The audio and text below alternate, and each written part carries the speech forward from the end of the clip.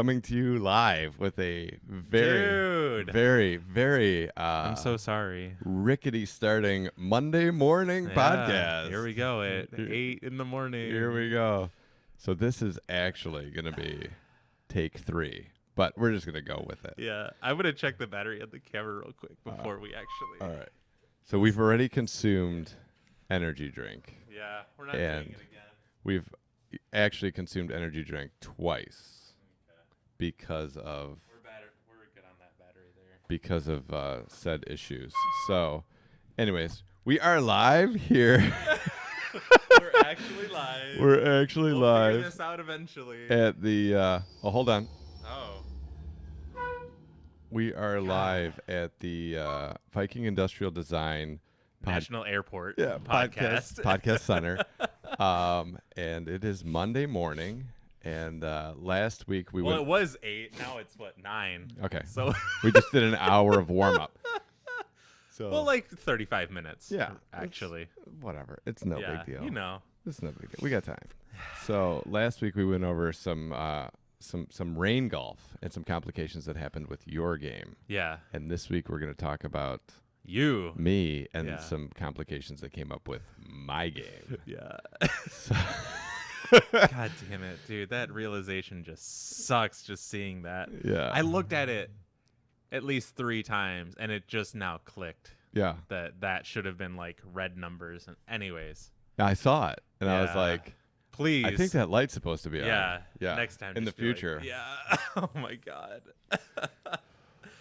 Yeah, so anyways, so you played Addison on Sunday. Yes. And we did some prep beforehand, and you did some solo prep the day before. Yes. Yeah. So we went out on Wednesday, and me and Will played Addy. And I found out that morning that they had changed the layout. Yeah. So that we weren't playing 15 to 16. We were just playing 1 through 15 and then 22 through 24. Right. And that was the layout that so we were doing. no field holes. No field holes at all Yeah. because the grass was long and Scary. whatever. Yeah. And so I found out that was the layout that we were playing. I texted Will and said, hey, no 15 to 16, 22 through 24. Mm-hmm. And he was like, no, I don't think so. And I said, yes, they just updated it today. He said, okay. And then I'll give the disclaimer that I gave before. Yes. So please do. In all conversations about this, the event was run very well. Yeah. The user interface for the players for the event was handled very well. All the information that I needed, all the information that I wanted, everything was made available to me in plenty of time. The day of, everything ran smoothly. It went perfectly. I don't have any issues with the way that the tournament was run. I don't have anything with that. All of the issues I have come down to me and my approach to playing a tournament in that kind of layout, which I haven't done in I haven't done in a while. I didn't realize how much it would be a factor for me, and it turned out it was a huge factor for me. So I've never had something like this happen. I totally admit, I'm not the best disc golfer. And most tournaments that I play, I'm not the best disc golfer there. But the one thing that I have going for me is my mental game. My ability to just shoot really consistently and outdo somebody. And play to your game and outplay other people with your game. Yeah, with my game. Strong. Yeah, everybody's going to throw this huge hyzer shot, and I'm just going to throw my shot. And I'll make fun of myself and whatever, but it works out pretty well for me. Yeah, because when you 2 it and they still 3 it, that's even more. Yeah, nice. Fuck face. So I don't really. That's the biggest thing that I'm proud of with my disc golf game is my mental game. Yeah, that is what I hang my hat on. That's what helps me earn money at disc golf. That's what helps me do things at disc golf. Keep disc golfing and want to get better. Right. And all that. Yeah, and I'm just all right, the mental game I have, and then the skill set game I continue to work on is how I look at it. And every year I get a little bit better. And I just think once I can get my joints right, it's like anybody else. Once I get my joints right, and then I can get a little bit stronger, get a little bit more mobility. Then I'll be right there. Right. Yeah. That reminds me, how strong is my drug box that I just got? Oh, dude, I was almost 1100 rated. Happy when I got it done. Yeah. I went there, I bought some other stuff. I never tried the turmeric stuff before. Yeah. So I got a bottle of that and potassium just because I'm copycatting or whatever. Yeah. put it all together. And then when I like closed it up, also I got that box at Meijer. Okay. And I saw it and I was like, this is, I think, just perfect. Yeah. Because they had a couple other ones or whatever.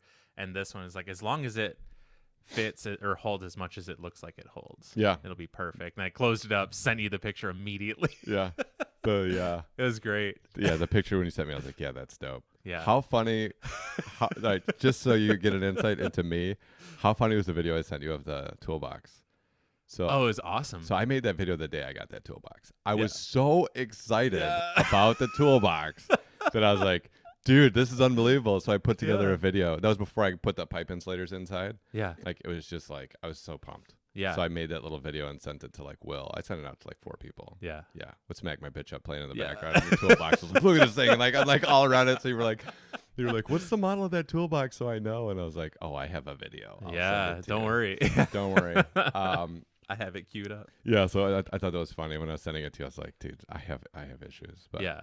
anyway, so yeah. Yeah, dude, that drug box looks dope. Yeah. Yeah. All your I'm pumped. supplements, everything. Like, Yes. yeah, I'm ready pumped. to go. So many vitamins. So many vitamins. Yes. It's key. Yes. Yeah. So anyway, so this week we went out and played around on Wednesday Mm-hmm. or Thursday. I'm sorry. Yeah. Thursday at Edison for tournament prep. You were not playing the tournament, No. but you wanted to come out and make me feel bad about my game. Yes. Yes. Yeah. Also will. Hold on. Let me I'll have some of mine from my. from Gabby's. Yeah. Hear it. Sorry, I Is just that had my to water just had to bottle? take a drink real quick. Anyways, so we go out to play, and that day, like I said, I found out that they had made the layout what it was, and it didn't click in my head till we got out there. And then right as we were playing, like while we were playing the first hole, I kind of realized like what the layout was going to be, what that meant, and how the tournament was going to play out. Yeah. And I instantly just got angry. Yep. Because I was like, I love Edison. I've done well at Edison. I've won tournaments at Edison. I just enjoy playing there. I hardly ever play there anymore. But I do. Like, I was like excited to play with people I don't play with all the time and get to play at And Edison. when we talked about it before, like Addison, I think is a great course. I think that heavily weighs on how well they maintain it. Yeah. Because it's beautiful there. They do a really good job of maintaining it, so it makes it masks how The deuce course. or die is and like how repetitive shots are. Because I even didn't realize it until you said something where you're like, you're throwing the same shot in like 70% of the holes. Yeah. And I like quickly ran through and was like, yeah, you're right. Yeah, like there's a couple holes obviously that are different, but once you get after like 6-ish or whatever, you're throwing a lot of the same stuff over and over and over. Yeah, so I guess I never, and like we've said, like we've changed and moved forward in like tournament prep. Yeah. So in all the tournaments I've played at Addison in the past, I've just gone and played rounds at Addison. Yeah. Right? That was my prep. Yeah. So on this hole, I'm going to throw this shot. On this hole, I'm going to throw that shot. This time when we went to play, I was looking at it more the way that we've like kind of changed in doing prep. And I was like, all right, like, what is this shot? Well, you know what I mean? Like, what are the different lines and everything? At least that's what I was looking to do on Wednesday. Yeah. Instead, I got there and was railroaded by my internal angst. Yeah. And thanks, Mom. yeah, it's a genetic condition. But anyways, I'm pretty good at masking it. Yeah. Anyways, so we go to, You think you are. yeah, maybe. Oh, if you know me, you can tell. Yes. Because like during the tournament, I kept it in as much as I could. If you didn't know me on Sunday morning, like first round, probably never know. you could see it. No. Oh, it was okay, to the okay. point like you could see it. Gotcha. But I was still like, nice shot, man. Stop looking at me, squirrel. So anyways, so we get there, we go to play the round. I was happy to play with you guys. I don't get to play with Will as much as I normally do because his life has evolved. He's busier. I'm busier. So we don't get out normally. Like last year, we'd get out all the time. So I was excited to do that, do the tournament prep and play around. As soon as we started playing, I realized the layout and I was like, this is just straight deuce or die. Yeah. And then I just started concentrating on like, of all the holes at Edison, this is the absolute shortest layout. Total distance, firefighters is going to be longer than what we're playing. Yeah. Like I have paid money to come out for an 8:30 in the morning tee time, 45 minutes from my house, to play a course that's shorter than firefighters. Yeah. And I was like, why in the fuck am I doing this? Like, why, like, Yeah. And then like every hole when I would get to it, I would just get angrier because I'd look at the tee pad and I'd look at the shot and whatever. And so when I'm not balanced, my game isn't good. Right. So I was like angry. So I'm like throwing harder, pulling shots, you know, whatever. And then I'm just getting angrier and whatever. But I was still like on Wednesday at least, or on Thursday at least, I was like pretty pleasant and joking around. And you were shooting hot fire. You hit like every fucking putt, which was awesome. And I then was just like, yeah, fuck off. Right. So you shot 11 down on the layout for the tournament. I was pumped about it. It was awesome. Yeah. It was awesome to watch because like everyone, when you would fuck up the drive, I shot 3 down or something. I think so. Yeah. Yeah. Something like that. Yeah. Which was horrible. It was horrible. Like I shot horribly, like whatever. But yeah, like when you would like not hit the drive, which at Addison happens, right? Like you have like a tunnel or you have this or whatever. And if you clip a tree, then you're kicked off to the side. Then you would just make the putt. Yeah. And I was like, okay, fuck this Sweet. guy. Yeah. Oh, you made it again. Great. Yeah. It's and annoying. And then the ones where I was like, all right, I can make up a stroke here. It was like, no, I can't. I just go fuck myself over here. Nothing on the line though, which was good. Yeah. But yeah, it was awesome. It was awesome to watch. And it was good to watch like how smooth everything was in your putting. Because the last time I played with you was in the pouring rain and it was the putting was an issue. I watched you 4 putt. Yeah. Yes. Yeah. So I was like, sweet. Like shook that off pretty quick. All right, Quentin. Yeah, nailed it. And we're back. Yeah. I was like, cool. And I know that you're going to Ledgestone, so I was like, cool. That's probably really good for you, and like that'll be awesome. Yeah, and that was mainly why I wanted to go play there because Northwood's Gold. I know we'll talk about it in a bit, but like seeing some of the holes that they've changed or whatever. Yeah. Because I've played Northwoods before, and it's sweet. It's a really cool course. Yeah. And one of the ones as I was going through making the caddy book is like 1,040 feet. And I was like, where? Because they don't, like the longest hole they had at that course was probably like 650 or something. And it was, I think, the last hole or like one of the last holes or something like that. So I'm curious to see. But yeah, I wanted to go out there and practice hitting lines. Yeah. And then just having to pretend that they're just longer holes than they are. Yeah. And just like kind of try to envision that and then mainly just work on putting, like where I'm at. And then mentally, like if I'm attacking this, right, full attack it. And if I'm like pitching up or whatever, then I'm pitching up type deal. So yeah, it was a good like mental prep type thing. Cause and that spawned when Will was like, I'm going to be ambitious and still say like 8 down. Cause you guys had that conversation or whatever. It's like, I'm going to try to beat that. Yeah. So well, we said if you shot 12 down. You said 11. Did actually. You said 11. That you'd get the bitches? Yeah. Yeah. Yeah. So we were trying to because I made that and then Will was like, you shot 11. Cause I thought I shot 10. Yeah. When I made the last putt, because I forward 24. Yeah. And then Will said I shot 11. Then I like went through it quickly in my head. I was like, yeah, okay, I shot 11. And that's when I yelled, "Where's the bitch?" Right. I was like, if you shoot 11 down or better, like, you're probably just gonna get the bitches. Yeah. And then you shot it, and turns out, as happens so often in disc golf, the parking lot was still empty. There are no bitches. So yeah. And it was great to watch. For me, like I was like super pumped for you, and I was like, great, like to carry that forward. To have your putting go like that and everything, I'm like, cool, you know. And then I know that you have like a whole week of dissecting the courses at Ledgestone, and I was like super pumped. Right? Obviously, the bigger picture, the more important thing is like Ledgestone. Yeah. Like even for the two of us, like I'm not even playing. Yeah. Like I'm still like the most important thing here is like how Ledgestone's gonna go. You know, not how the Motor City Open's gonna go for me. Right? So I was like super pumped for that, and I just played like shit. Like my putting was all right. I missed lines. I was just getting angry. And then I was just like having fun watching you play.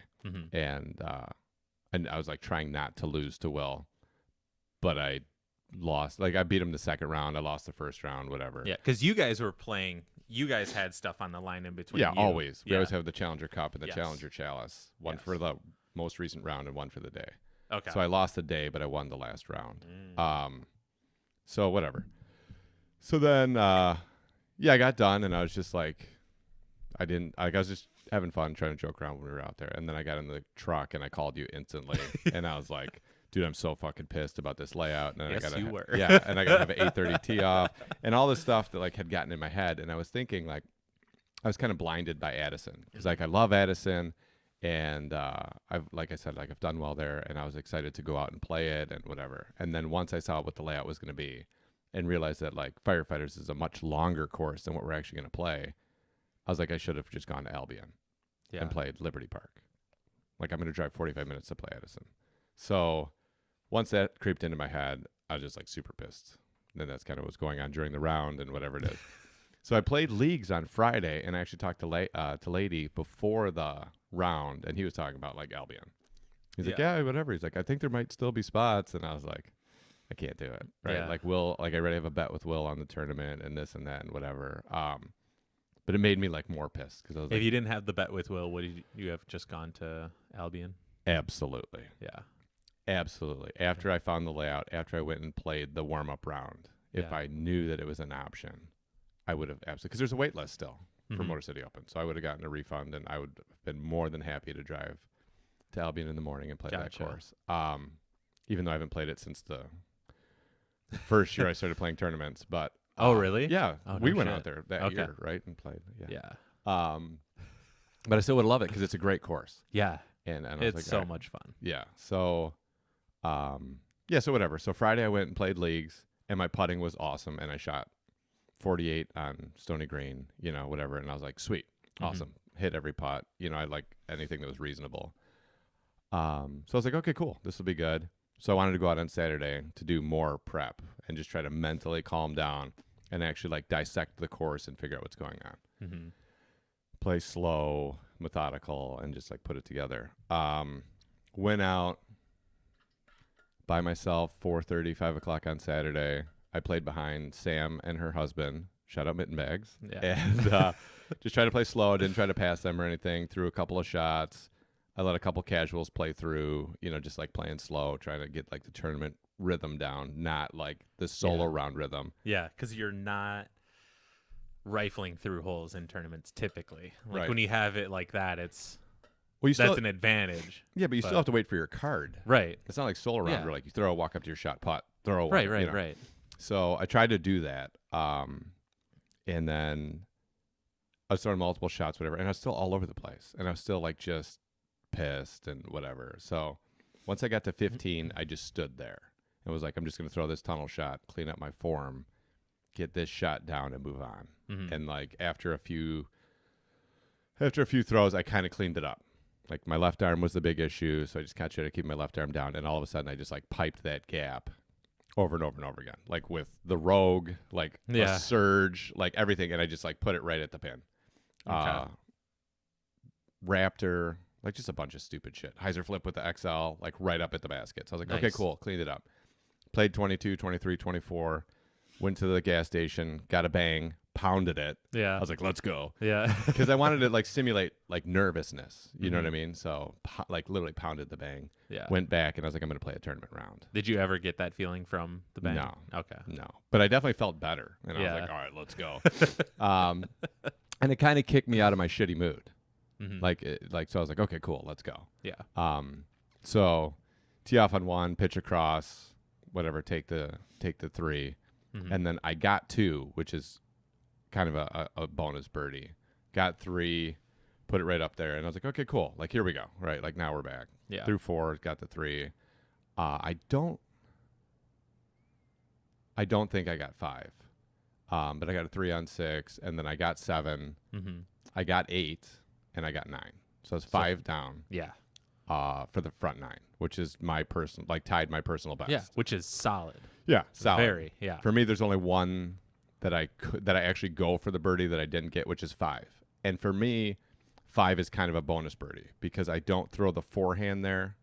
So it's a turnover shot. So basically, it comes down to, as long as I don't fuck the tee shot up, it basically comes down to whether it digs in or whether it drifts over. So when I throw it and it tips over, because you got to get over, so I'm throwing like something that's going to actually like tip over. I think my drive on that one like hit and then rolled. Okay. So like I think I got it over pretty close to where the pin was. Do you throw XL on that? No, I throw I ended up throwing the Avenger SS. Okay. Because the XL, I have to cut it too close to the tree to put it over there. And I just want a mindless shot. Did you ever try throwing your Buzz SS? Yeah. and I can get there. Okay. The issue is mentally when I go to throw that, I end up pulling it over. Okay. Because I'm trying to like, I get too close into like the blade of glass, or the blade of grass syndrome, as we'll call it. Like, I try to like perfectly put it up there. Gotcha. And I end up like, I'm just doing too much on the T-pad. Yeah. XL is similar. Like, I'm just doing too much. Okay. If I throw the Avenger SS like a buzz, it goes up mindlessly, goes up, tips over. I have a putt. Gotcha. For sure. It's either 40 to 20 feet, Mm-hmm. but I have a putt wide open, unobstructed. When I go to kick it over, sometimes I'll catch that tree or something and whatever. And like, I'm good with leaving 5 as a maybe I get it, maybe I don't. Gotcha. Right? For me, I'm Yeah. good. So tournament day, I got it 1 out of 2 times. I was like, perfect. Yeah. But it's mental neutral. Mm-hmm. Like, I literally just like mindlessly throw a mid-range shot with an Avenger SS, and I'm at the circle's edge. Gotcha.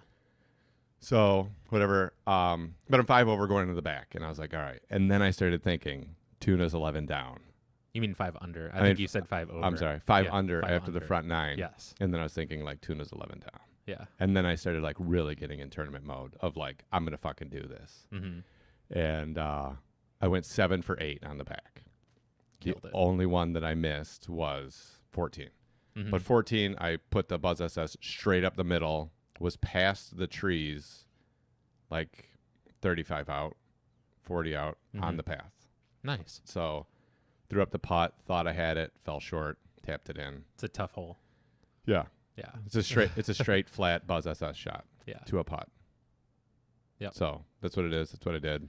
Didn't Yeah. make the putt. It's kind of similar to 5, right? Like I just throw, like I could probably try to get up there with something, but then I'm doing too much. Like Yeah. you've seen, I've thrown the hyzer flip with the Buzz or with the XL, and then it cuts into the woods. Maybe it gets through, maybe it doesn't. Either Yeah. way, if it hits those And you're trees, bringing in all this extra risk for Right. no reason, basically. right? Instead, Yeah. just mindlessly throw a flat 90% power shot, and you'll have a putt to get up by the basket and tap it in. Yeah. Because I remember when you threw that in practice and you got to where you were, and I was Yeah. just like, oh, like, okay. Yeah. Like, if you only have a backhand, like, that totally Yeah. makes sense. Yeah. Yeah. And then I got the idea from Brandon Redmond. He threw a Opto X Fuse, which Okay. is a Buzz SS, Yeah. and he put it like to the base of that hill. He Mhm. throws a little bit farther than I do, but he was literally at the base of the hill for a putt. Okay. And I was like, oh, okay, cool. Yeah. Like just mid-range, dead up the center, very low risk. Got it. Yeah. So that was the only one that I didn't get. Got all the rest of them. I got a lucky kick on 22, just to be honest. I pulled my putter shot a little bit to the right. It kicked off the tree and then went over, and I was like 10 feet behind the basket. So I Yeah. was like, sweet. Nailed it. Got him. Yep. I decided to throw the Buzz SS on 23 Mm-hmm. because it gives me a good ace run, and there's the hill behind it. Yeah. So it just hits and dies anyway. Yeah. There's no reason to be short on that hole. Right. And Yeah. then the Buzz SS doesn't move. So Mhm. I can just throw it like right out of my hand. I know if it's going to ace or not. Yep. Where the putter, like when you were playing with me, I kept playing like different angles to try to Yeah. see like, and then it's again, I'm just doing too much. Mm-hmm. Like if I kick it over a little bit, and the fierce when I was throwing it, like I got to throw a hyzer flip to keep it straight so it doesn't fade out right. And like, I'm just like, just throw the easy shot. Yeah. Flat, Buzz SS. Either you get it or you won't. Yeah. Because it doesn't have time to It doesn't slow have time down to do in anything. hyzer, yeah. It's out of your hand. It's like, I'm in. Yeah. Or, I'm not in. Yeah. This is less than ideal. So, anyways, I'm 12 down going into 24. And to me, 24 is kind of a mindless hole. Like, it's not that big of a deal. Throw out a shot that's going to finish left, throw up to the basket, put it in. Yeah. I landed behind the tree, which I had not done before. I was either left or right of the tree. Didn't even really think of the tree as like a factor. And I was like 10 feet off the base of the tree, dead center behind the tree. Mm-hmm. So I could either throw the big hyzer out and around, which is tough to get to, or throw it under the branch, something straight that's going to fade over. So I decided to go under the branch, something straight that's going to fade over. I was juiced up, Yeah. right? Not only because of the bang earlier, but because I was like, I'm going to shoot 12. I'm going to call tuna and be Yeah. like, suck it. Yeah. Didn't happen. No. So I overcooked it a little bit, pulled it. It just went dead straight. Fought through the pine tree, left me like a 50 foot or something, and didn't make it. Tapped in. I forgot that you got a 4 on 24 24. Yeah. So I called you right away. I was Yeah. like, oh, I almost got you, man. I Yeah. had you. I was like, whatever. But I was like, all right, cool. Like like we had talked about earlier before it was recording, like it was weird to throw such a good round and like just continuously get more and more angry as I was playing. Yeah.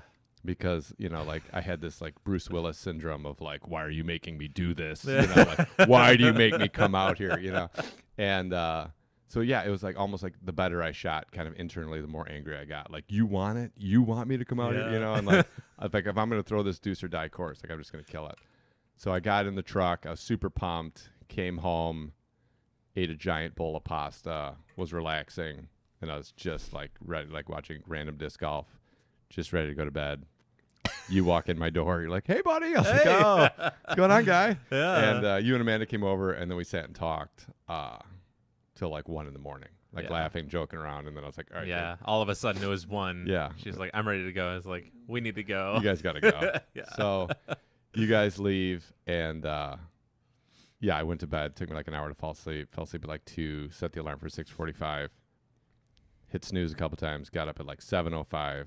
And then got my shit together, got in the car, and it was like 7:25 when I left my house. And then I was like, fuck, I got to get there. Yeah. I got to go. I got to go because it's Yeah. 8:15 is cutoff for whatever reason. I don't know, but it is. Yeah. So I hustle out there, stop at the gas station. It's like 8:07. I get to the park, pull out my cart. I was going to play with a bag. I didn't have time to set up the bag. Drive over, check in, go to the field, called Will that I was there, said hi to some people. Threw my shots, warmed up as much as I could, putted a little bit, and then they're like, tee off is going to be at like 9 o'clock or something. Like, Okay. for whatever reason. And I was like, okay, cool. Like, I get some extra time to putt. Gotcha. Putting felt good. Drives felt good. Everything was like feeling good. I'm ready. Mm-hmm. But I'm still internally like super pissed off that this is what we're doing. And, but it was cool because I got to play with Will, Mike McGinnis, and then some guy that I don't know. Yeah. And I was like, all right, well, this will be fun. Like, if there's anything to combat my shitty mood, it's going to be Playing with friends. Pinky and Mike, Yeah. or Pinky and Will specifically, right? Yeah. So I was like, okay, cool. So we start on 3, which is exciting because it's right by the pavilion, so I didn't have to walk to go start somewhere. Yeah. Also, it's a tighter shot, but with my idea of like I give myself 1 extra stroke on the first hole, Mm-hmm. I'm thinking 2 on that hole. Yeah.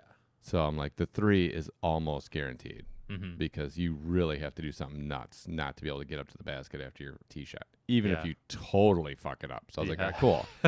I'll take the 3 and move on. So whatever. I didn't get up there. I pulled it a little bit, threw to the upshot, got the putt, took a 3, got the 3 on 4 or whatever. And then got the 3 on 5, got the 3 on 6. Got the 3 on 7. Nice. Got the 3 on 8. And then I was pissed. I was like at that point I was super pissed. I'm not exactly sure like how the card was working, but something was kind of like with the group, how everything was going. Like it was me. I brought the like the bad internal mojo. And so like everything was just bothering me. Yeah. Every time I was throwing, there's a fucking car driving right by me. Mm-hmm. Like I'm always the guy that's like, yeah, dude, you can do whatever you want while I play. It's not going to work me. Like shit just doesn't work me. Yeah. Everything worked me.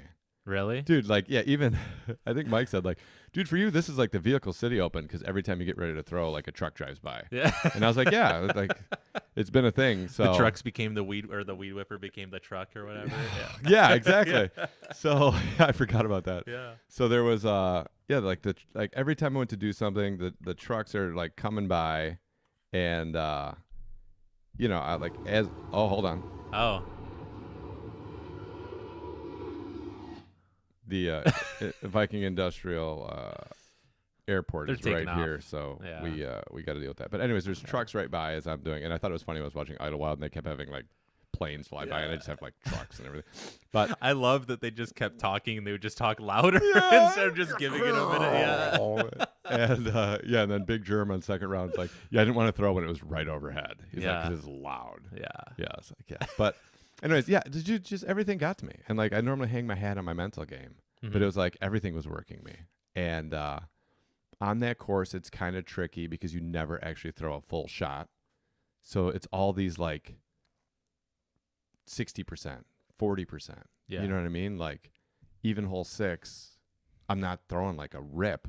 Like I'm just throwing like a hyzer flip to all I'm trying to do is flip it right next to that tree and get up there. Because if I rip into it, like it's not like that. Like that shot can still get down there to the basket. It just has to get lucky and not hit any of those trees after you clear the hill. Yeah.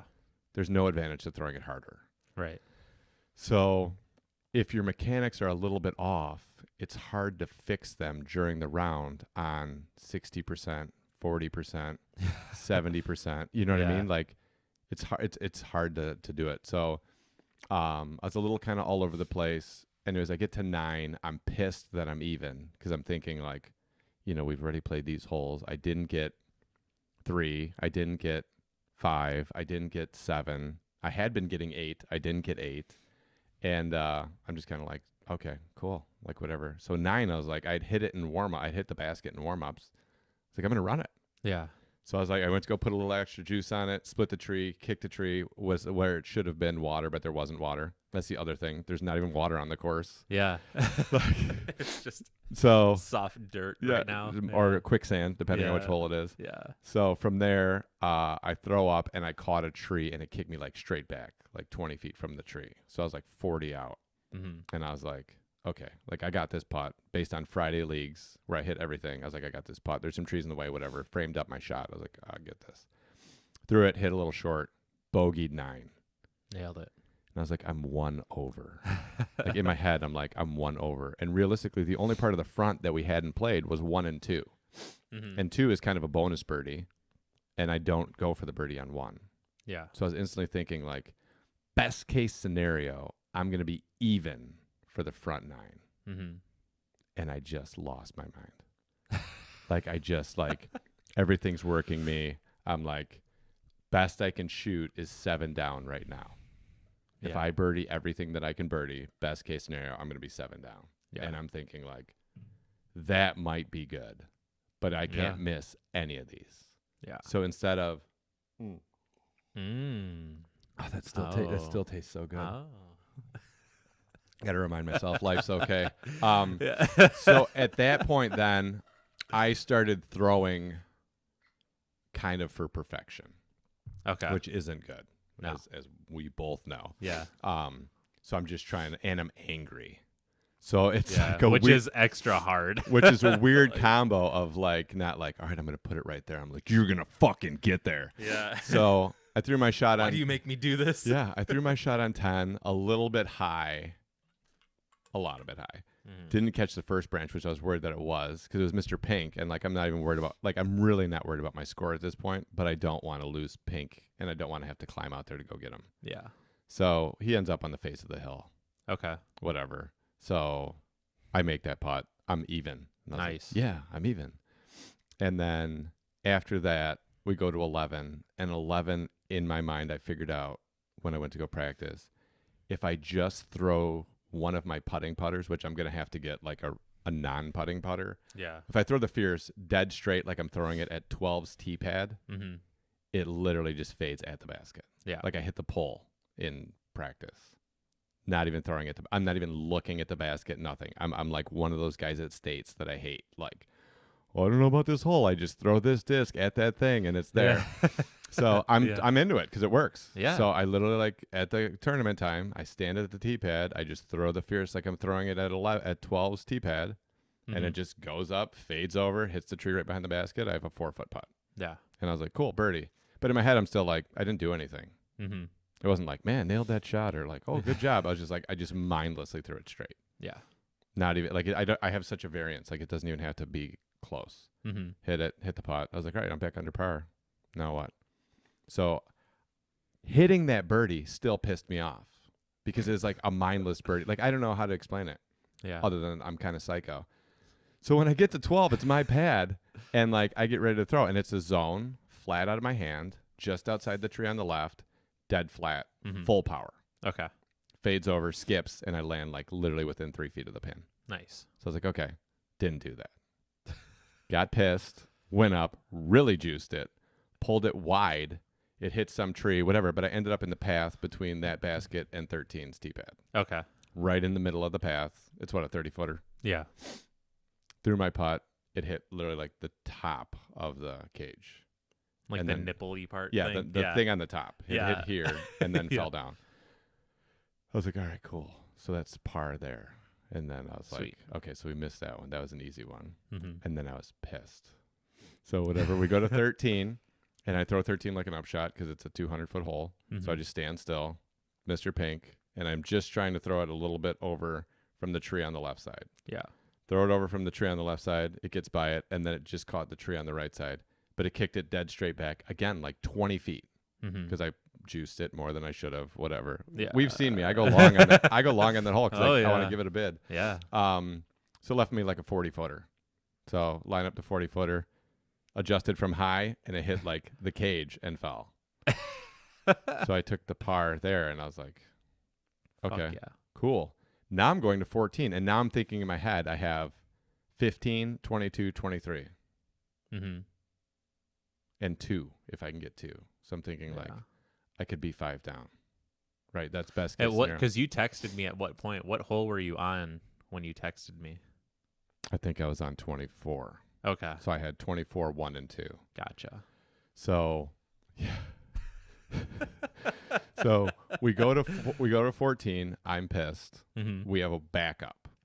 There's people there that I know that I don't see very often, and I'm trying to just be like, hey, yeah, dude, I'm sitting on my cart. If you ever see me sitting on my cart, internally things are not going well. So I'm just sitting there quietly, like, hey guys, blah blah, blah, and just like staring off. So I go down to spot just to like move around or whatever. Spot the card in front of us. They go and play. The card behind us goes to spot for us.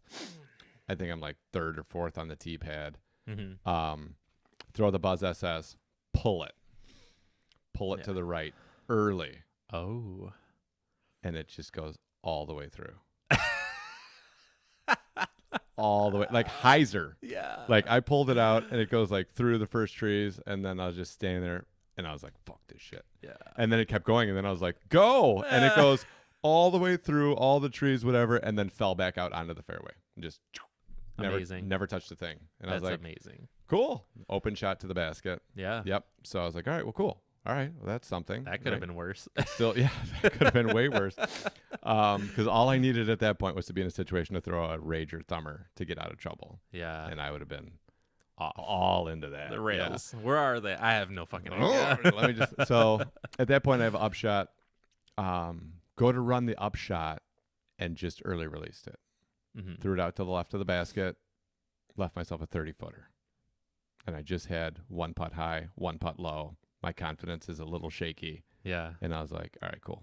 Like, I'm going to hit this, save the 3 on 14. I got such a lucky drive. Like, I don't want to throw the 3 away. Yeah. Totally threw it into the cage. Still took the 4 on 14.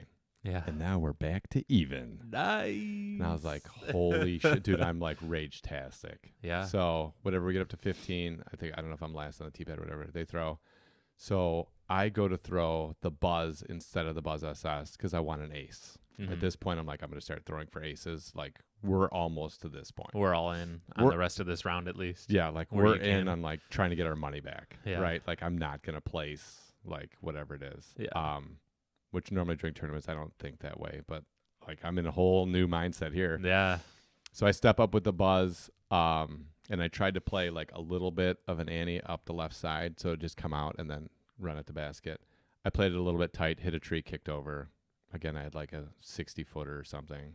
Putted up there, didn't make it, got the 3. And now I'm thinking, cool. Yeah. Now what are we doing? And I'm like super rage-tastic. I throw 22. I went to go throw the Fierce, and I was going to play a hyzer flip to just keep it straight and just run it right at the basket. Because the way pink comes in, that tree becomes a factor at trying to ace it. Yeah. Early released it. The Fierce did all the work. So I early released it, and it did ante.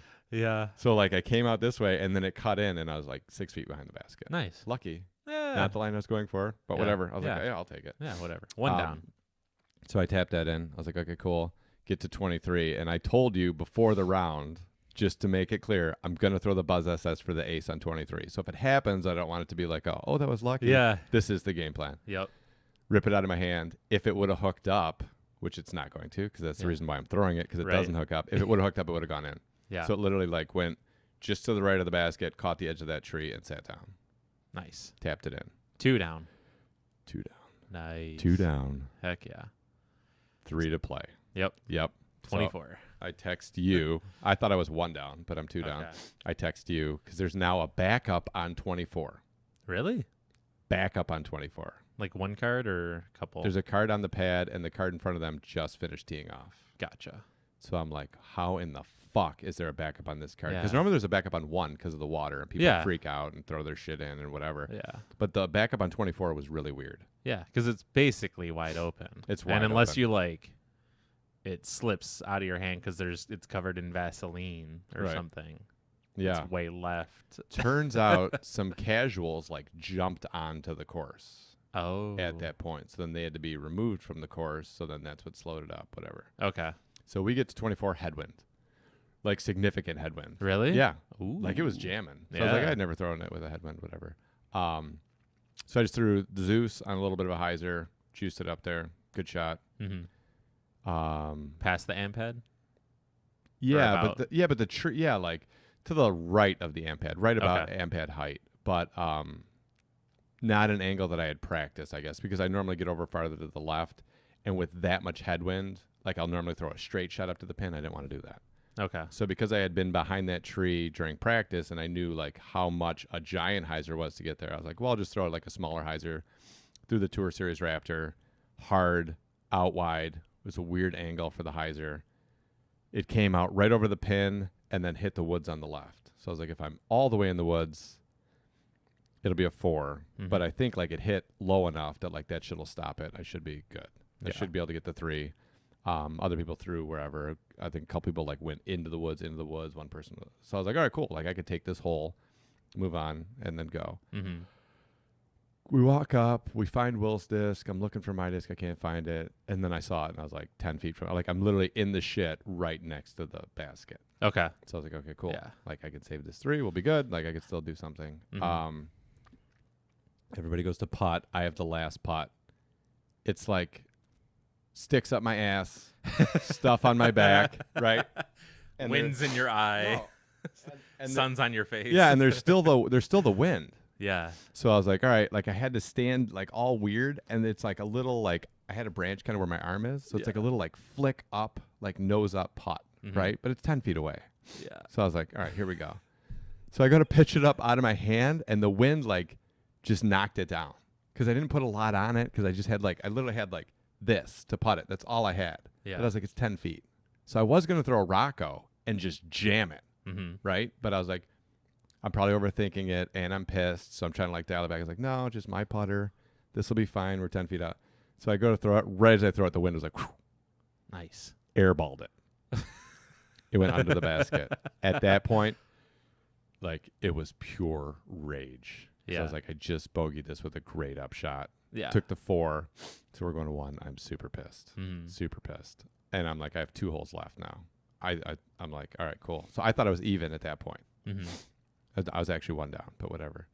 So hole 1, I'd throw the Buzz OS because I know where I'm at mentally. It's kind of windy, and I was like, I'm going to throw the Wasp into the pond Yeah. because I'm going to juice it, whatever, like my adrenaline's pumping. I was like, the OS, I have to release flat or a little like Annie to get it to the pond. Mhm. Otherwise, it catches the ground before I get there. So I'm just going to throw it flat, hard, and I'll be short of the pond. Mhm.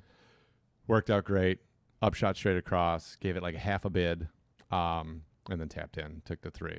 Okay. So I was like, okay, cool, whatever. Like, get me the fuck off this course. Like, I'm Yeah. literally like I don't know if I've ever been in that space at a tournament. Like, I was literally like, dude, I just wanted to get off the course. Like, I was almost having anxiety. I was so like, whatever. Really? Yeah, like I was so just like, get the fuck away from me. Like, I'm about to do something that's gonna like not be who I want to be. Yeah. Like, I'm literally at the point of like Yeah. almost throwing a thumber off the tee pad. Yeah. Like, just rage fucking gun one in there. Just like, whatever, fuck it. Yeah. I should have on 2. I should have just thrown the fucking like machete on a thumber just to blast it up there, throw the upshot. Mhm. So I go to throw the shot I threw. The wind is still kicking. I throw my shot. Wind turns me up a little bit and just knocks the tree. And it just goes straight sideways out of bounds. Really?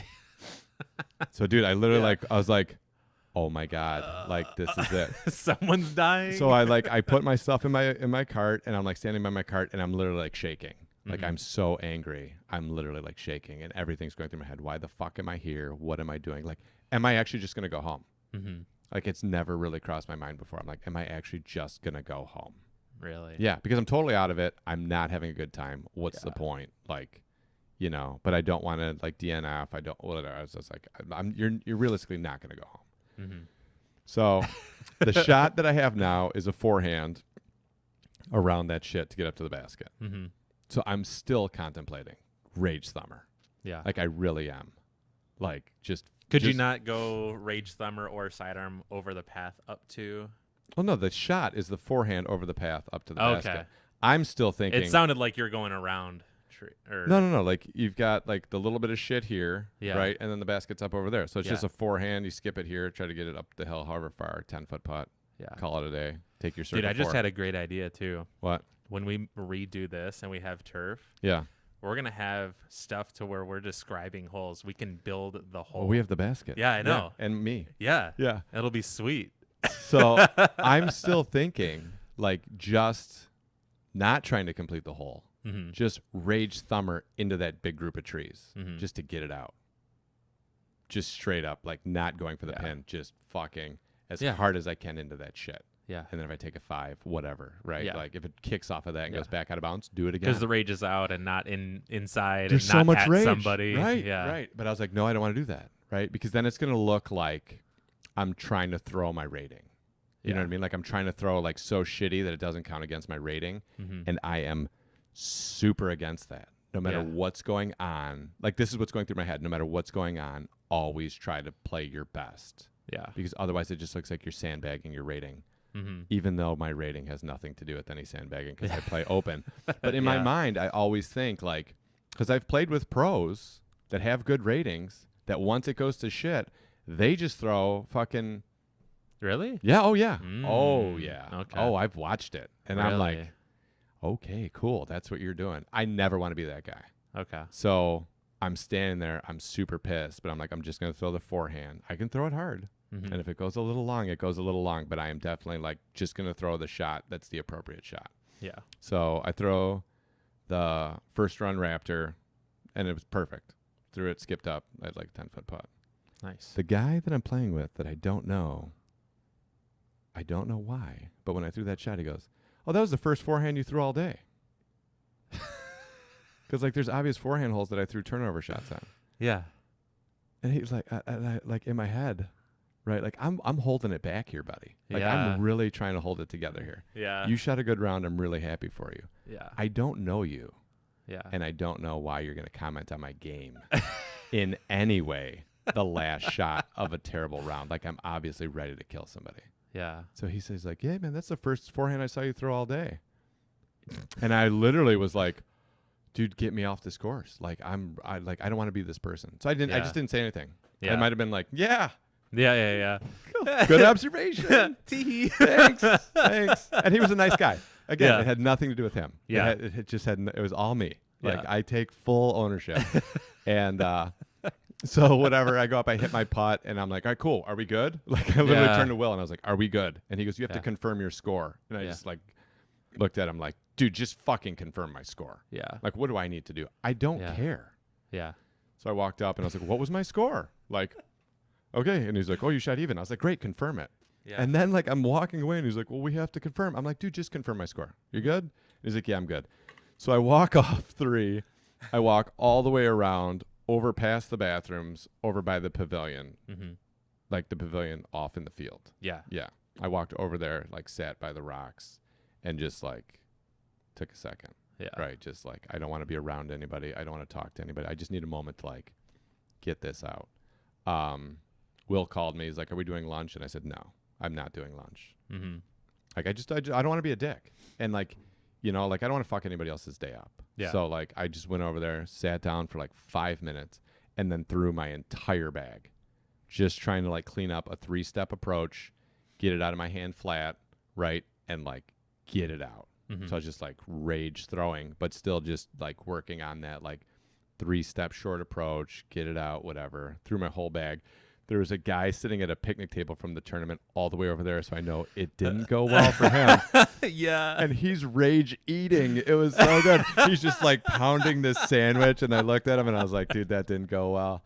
And he ended Was up... he even using his hands, or was he just like smashing his face into the sandwich? Anyways, he was on my card second round, and we were talking about like how bad the first round went. And he was like, "Yeah, I got all pissed." He's like, "I was super pissed off," and I went over and just like whatever. And I said, "Yeah, well, you saw me. I was over there like, throwing it out." And he goes, "Yeah." He goes, "I could tell it probably didn't go well." I was like, "Yeah, I could tell it didn't go well for you the way you were eating that sandwich." But anyway, so I threw it out, and then I picked up all my stuff. My cart fell over in the field. Like I drove it out there, like I pulled it out there because I threw the whole cart. Yeah. Under package, like everything. Yeah. And I set it up. Well, all that stuff on the pole, all my over engineering, when there's no discs in there, it's very top heavy. Wow. So I got out there, there's no discs in there. And when I stopped it, I had like picked up like 4 discs on the way. I'm not proud of this, but when I stopped it, the cart just fell over. Mm-hmm. So I just turned around and threw like all the stack of discs like right at the fucking cart as hard as I could. I picked up like 2 more. I threw it at it, and I was just like mini meltdown, and I was like, I don't want to be this guy. So I picked up all my discs. I put them in the cart. I walked to my truck. I took off my shirt. I took off my shoes. I sat there for a minute. I'm just dripping sweat, and I was like, all right, dude, round 2. So I had a bucked up in my car, in my truck, right, which is stronger than bang. Yeah. And I was like, I'm gonna pound this motherfucker, and we're going Saturday. We're going second round on Saturday. I'm just gonna pound this, let it go, and let's do this, right? Like we talked about, throwing a super shit first round and then coming back and throwing a good second round is a skill set that you can only practice after you throw a shitty first round. Right. So I have an opportunity. Let's try to put this to the test. Yes. So the bucked up, I almost said fucked up. The bucked up was really hot. And I was like, fuck it. Cracked it, slammed it, right? God. Like had a rage cigarette at the truck. Yeah. And then packed up my bag, the little Discraft bag, right? With like my miniature setup, whatever it is that it's going to be. Got my shit together, put on my tennis shoes, put my shirt back on, and I was like, I'm going to go. So I walk over and I'm just like trying to avoid people, right? Because I know where I'm at and whatever. And then I saw Nick Cherzan, shout out, the really? inventor of the Cherzan flip. Yeah, so he had laid the pipe. Oh. So I saw him. I sat down. I was like, hey, man, how's it going? 15-minute talk with him just totally took my mind off of. Like I told him, I was like, oh, I threw like shit, whatever, yada, yada. And I was like, second round will be different. And like just talking to him kind of was like taking my mind off it. Like I always like caddies. So like that talk mentally reset you? Well, it helped. I had already mentally reset a little bit. Yeah. But I always like having caddies that don't disc golf. Have nothing to do with disc golf because it helps me like stay out of my head in between shots because then I'm like, hey man, what'd you think of that? And like I'm sharing the experience with them and I'm not so like micromanaging the shots that I've already thrown. Right. So it was kind of like seeing him, like I'm friends with him. Like I haven't talked to him for years because he stopped disc golfing, but like we used to play a lot together and like, you know, like whatever. We went out at night together, like not just disc golf stuff, which was a hilarious story, but whatever. Really? I cleaned a dude's toilet bowl, whatever. What? So I'm a wingman to the... Not with your face, I'm a wingman to the death. This dude miraculously with no game scored like a pretty hot chick. We went back to his apartment, me, Nick, him, and this chick. And she was like kind of into him. I got there. I went to the bathroom and the bowl was dirty. Yeah.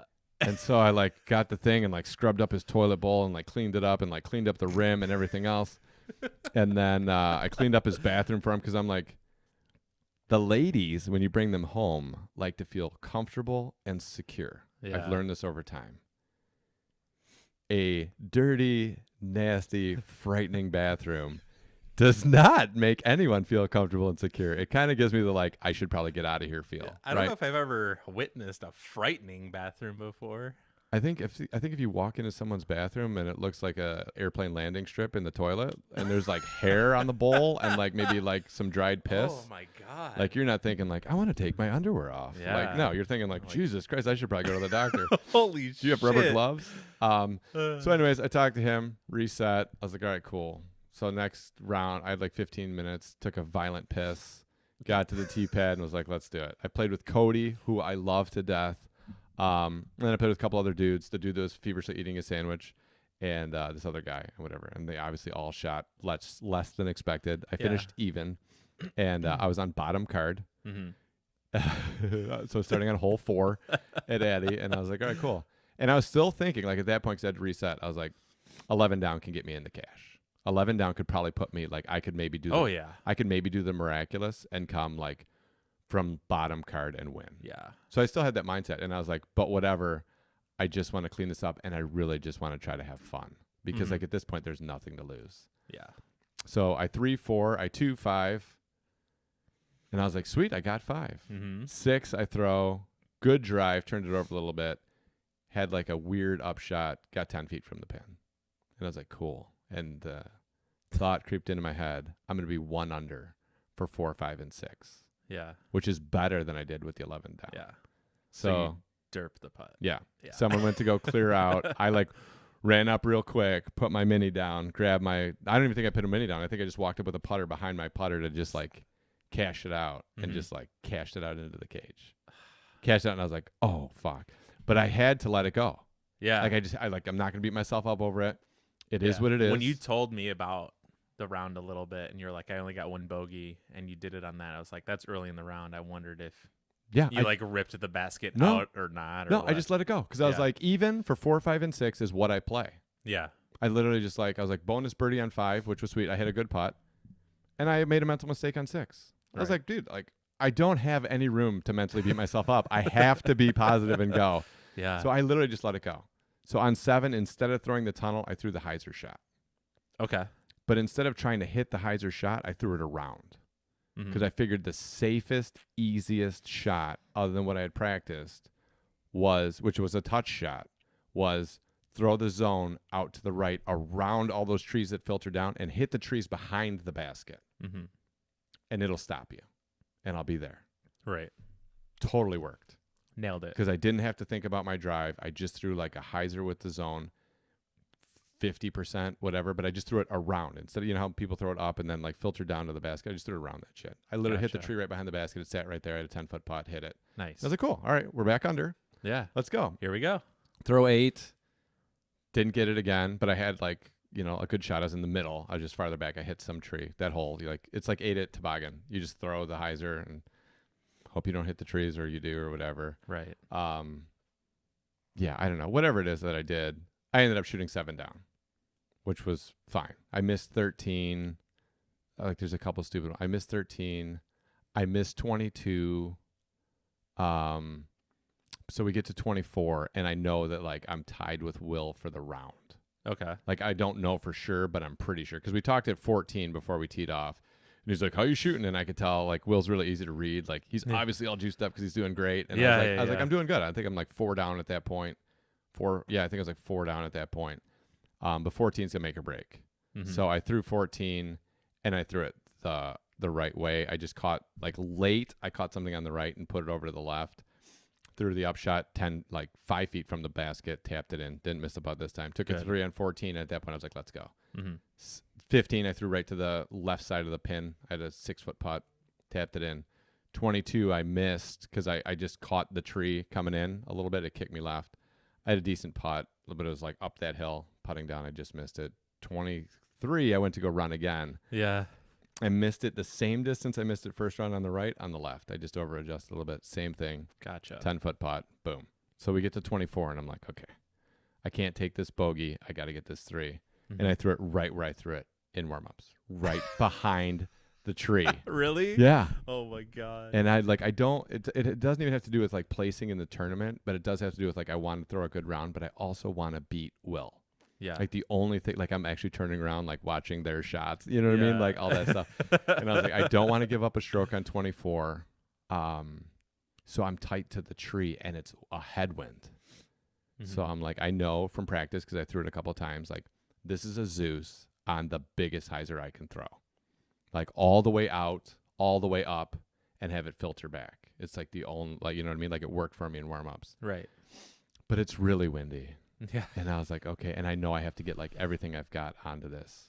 So the other guys throw, whatever it is, I just, like, come up to my throw, and it was the best throw I had all day. Like, not just result, but, like, pure form. And I actually, like, Drew Gibson. Like, as I threw, as you know, my big issue with my throw is, like, I don't get my legs into my throw. Yeah. I came off the ground on the throw. Really? Yeah, like, my right foot came up off the ground as I threw it. Really?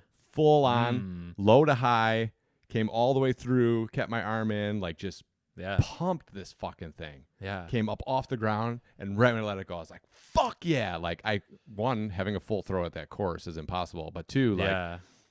Well, at least shoot. on this layout. Yeah, on this layout. So it goes up in the air, and it literally went so far out, I lost it.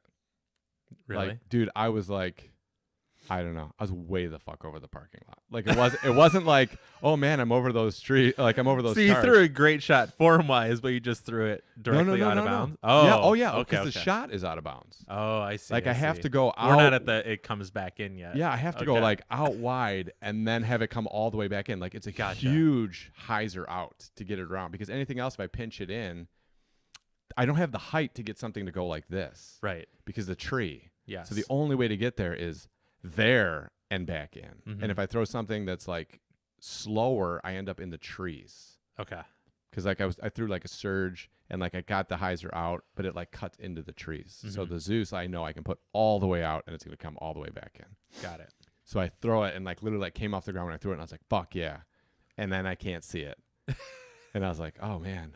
And so then I just like, instead of trying to watch it, I just turned to the basket, Yeah. and I'm just like watching, like Waiting. it's gonna come back into view soon. Mhm. And then it was like 4 1,000, 5 1,000, and I was like, where the fuck is this thing? And then it literally came and like tombstoned to the ground, Mhm. like 8 inches behind the basket. Really? Yeah. Oh my god. It was insane. And I instantly turned and said, fucking suck it. And like just crotch chopped. And I was like, yes. Like, I needed that shot. Who'd you say it to? Oh, just your card, or just the course. Yeah. Just the course. Yeah. Yes. You may have touched my swimsuit area before, but now, yeah. And it was like I am the one who crotch chops. yeah. And so I tapped in with the Zeus for the 3, like literally drop in, and Nice. yeah, it was very close to a field ace, but it Sick. felt so good, because that's the shots I've been working on, like getting things up into the air, getting my nose angle right, like all the stuff that like I've recently been working on was that shot. And then I also like actually got my legs into the throw. Yeah. So it's a 100% like perfect Yeah. shot. Yeah. Yeah. And things that I'm like working on all happened.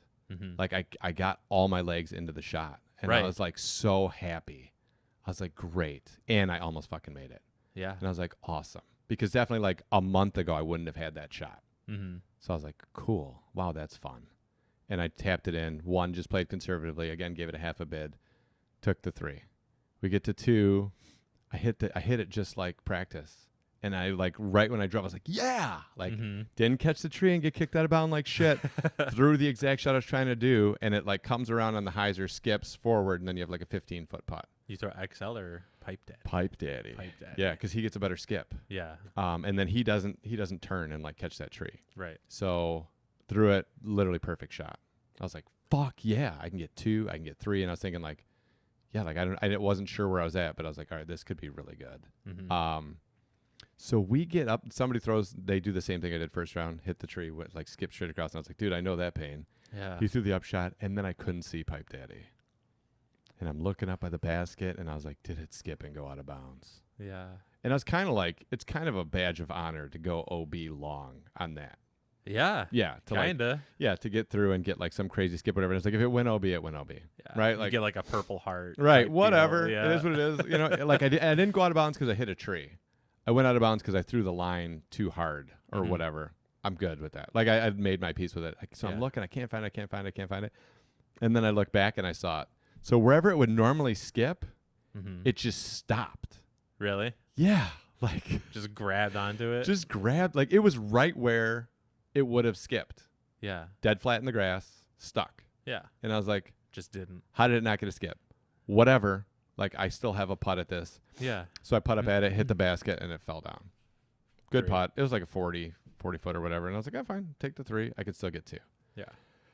So I throw 2. I'm watching Will behind me now at this point. Like whatever. You mean 3? I throw 3. I'm Yes. getting ready to throw 3. Well, Yes. no, I throw 2. I'm getting ready to throw 3, and I'm Right, watching Will like behind me, see what he's doing. You know, I'm not cheering against him, but I'm very interested in what's happening. Yes. And he's hitting all his shit, and I was like, all right, cool. So I get to 2. I throw the Buzz SS. Okay. First, yeah, and I just threw the more left to right shot as opposed to trying to throw it up in this. Yeah. And I just threw it a little low. I hit the hill, the bushes or whatever before the basket. Yeah. So I had like a 25 footer, but it's weird over there because of the bushes. Mm-hmm. So I'm still thinking, same as Hunt's Hideaway, I'm going to make this. Yeah. No matter what, Yeah. I am making this fucking putt. Like, Yes. I am not going to walk away from here with a missed putt. Like, I'm leaving on a fucking birdie. Mm-hmm. So everybody plays out, whatever it is. I get up there, dude. It's like dog shit footing, and then like my arm is low when I putt, but there's stuff in the way, so I can't do it. And I was standing there. I can't even do a straddle on the hill, which is normally how I putt on the hill. I have to do a stagger because of the way everything is. And I'm like, I don't care what I have to do. Like, this is going in. So I literally like just fully commit, like from my belly button, like just forward, like you're going in the basket. Yeah. And just smashed it right in. And it was the only putt I had all day that I actually like putt at the basket. And I realized like what the difference was between Friday and Saturday. Mm-hmm. I was too caught up in like my form of my putt. Yeah. And just instead like, of trusting, instead you know of what you're just like doing. instead of attacking the basket, I'm Yeah. throwing a putt, if that makes sense. Yeah. So whatever, smashed it, and I was like, sweet, cool. It's as good as it's going to be. I shot 7 down. It was over 1,000 rated, and I was like, cool. Maybe I moved up into cash. Yeah. Didn't. I ended up like 1 stroke out of cash. So then all I was thinking at that point, which didn't bother me the whole round, was that 10-foot derp would have had me totally clean. I would have shot an 8 down, Yeah. and then I would have been in the cash. Yeah, because 7's still real solid. Yeah. Yeah. 7 was, the hot round was Damon Pugh, shot 8. Right. So it was 1 stroke off of the hot round. Yeah, which I talked to Ziggy about it a little bit because I went to go get a couple more buzzes just to have some extras for Ledgestone for practice and whatever. And I was telling him, it was like Pew 1 Addison or whatever. He's like, oh, what did he shoot? It's like, he shot 11 for the day. Yeah. Which I thought was like weak. Because like I know I shot the 11 and I know I was playing really well. But also it's like every hole besides 24 is birdieable or like twoable because 3 on 24 is technically a birdie. Yeah. But I thought it was going to be at least like a 15-16 would win or whatever. So you shoot your 12, you would have just up and won from last card. Yep. Yeah. From even. Yeah. Yeah. But the trick with that was one it was a little bit windy. Yeah. Which only affects you on a couple holes. Right. But the other thing is that mental game is a different mental game. Yeah. Totally. Playing deuce or die is a different mental setup than playing other tournaments. Right. And so it was good. Like at that point I was like good to go. I didn't cash. I didn't have to wait for anything. I didn't have to whatever. I still just wanted to get in my car and go home. And I was like, good. Mm-hmm. Talked to some people, shook some hands, kissed some babies. Yeah. Squared up with Will, congratulated him. He was super pumped. He shot really well for him and like got in the cash and everything. And I was like, good dude, I'm happy for you, whatever. I'm going home. Yeah. And I was like, I'm just good to go. Like I got stuff I got to do. I got to clean up the house and shit. Gabby's coming back home. So I like lay the pipe from Shirzan, talked to him for like 3 minutes and then packed up my stuff and left. And I was like, all right, I was still like internally a little rage-tastic, but I was like, cool. Yeah. Cool. Like that was cool. Yeah. To shoot 7 strokes better, come back from like such rage and play a cool, controlled round. It made me feel better. Yeah. And then I was like, what's the takeaway? Like, what did I learn today other than like resetting? Yeah, that's what I was going to ask because part of it is as much as you hate that, like you've come to the realization is like, this is the game you're playing. Yeah. Now, in a way, you have that, like you have your bags here. Yeah. But now you have like a mental bag that Yeah. you can like pull from for like courses for this, that, and whatever. Now you have like deuce or die kind of mentality. Yeah. Are you, like the next time this happens, do you think you could control yourself better, or are you just going to try to stay away from? My life prep will be different. Mm-hmm. Like my life prep will be different. So if I ever, and I've just decided I do not like deuce or die tournament play. Right. I'm not into it. If it was deuce or die on longer holes, I would be into it. Okay. I think my biggest issue is having a course where most of your shots are touch shots off the pad. Mm-hmm. Like, I don't like teeing off at 40%. Yeah. Like, there's 3 holes at 200 feet, Yeah. right? Like there's just I just don't enjoy it. Mm-hmm. And then like a whole, even other holes, like, yeah, I don't like it where most of the day I'm throwing like less than 75%, you know, or whatever. Right. I just don't enjoy it. And then like combining that with Deuce or Die, like it's just golf that I don't enjoy, which is fine. And it's not that it's not good. It's not that it's not something that's worthwhile. It's not that it doesn't show somebody's skill set or anything like that. And it's golf that I used to actually really enjoy. But at this point, I don't enjoy it. I don't enjoy not having scramble be a part of the game. I don't enjoy where I have options off the tee pad. I don't enjoy like literally standing there. It's like, it's not putt, but it's literally like, this is the shot, like over and over and over again. Right. Yeah. What it reminds me of is, I don't know how easily this pertains to you, but like I went to Scott's wedding in 2018 and we did mini putt, and they had 2 courses. Yeah. One course is your typical putt course, like more carny, whatever, like craziness. And then the other one was just on golf greens, basically. Like they had nice golf greens with like the crazy slopes, really hard like hole positions or whatever on said greens. Never got to play. I got to like walk and see or whatever. Because it was like it's Disney World. So it was like $20 a person or something stupid. Yeah, probably way more than that. Actually. Probably. Yeah. And I just thought like I didn't realize that was a thing that could be done, and 2 is like I don't know why I thought that wasn't a thing that could be done as like a putt thing. That's kind of like how I see that in most scenarios, where it's like you have your really good courses are obviously so clear cut and defined as this putt course, and then you have your just like let's go family, like or friends who barely play and just want to go drink and just shoot the shit kind of deal. Yeah, and there's like it's a good course. Like Addison is a good course for practice, right? Like it definitely can help clean up your woods game. But I'm like, when I'm practicing that, I'm practicing like I'm practicing just throwing a straight shot because it'll help you like tighten up your straight shot. Like when I threw on Saturday, it fixed an issue that I had with my form. It also really helps like your upshot game. You know what I mean? But like for that to be the whole game, you're like missing a lot of it. Like you're missing a lot of what I love about disc golf.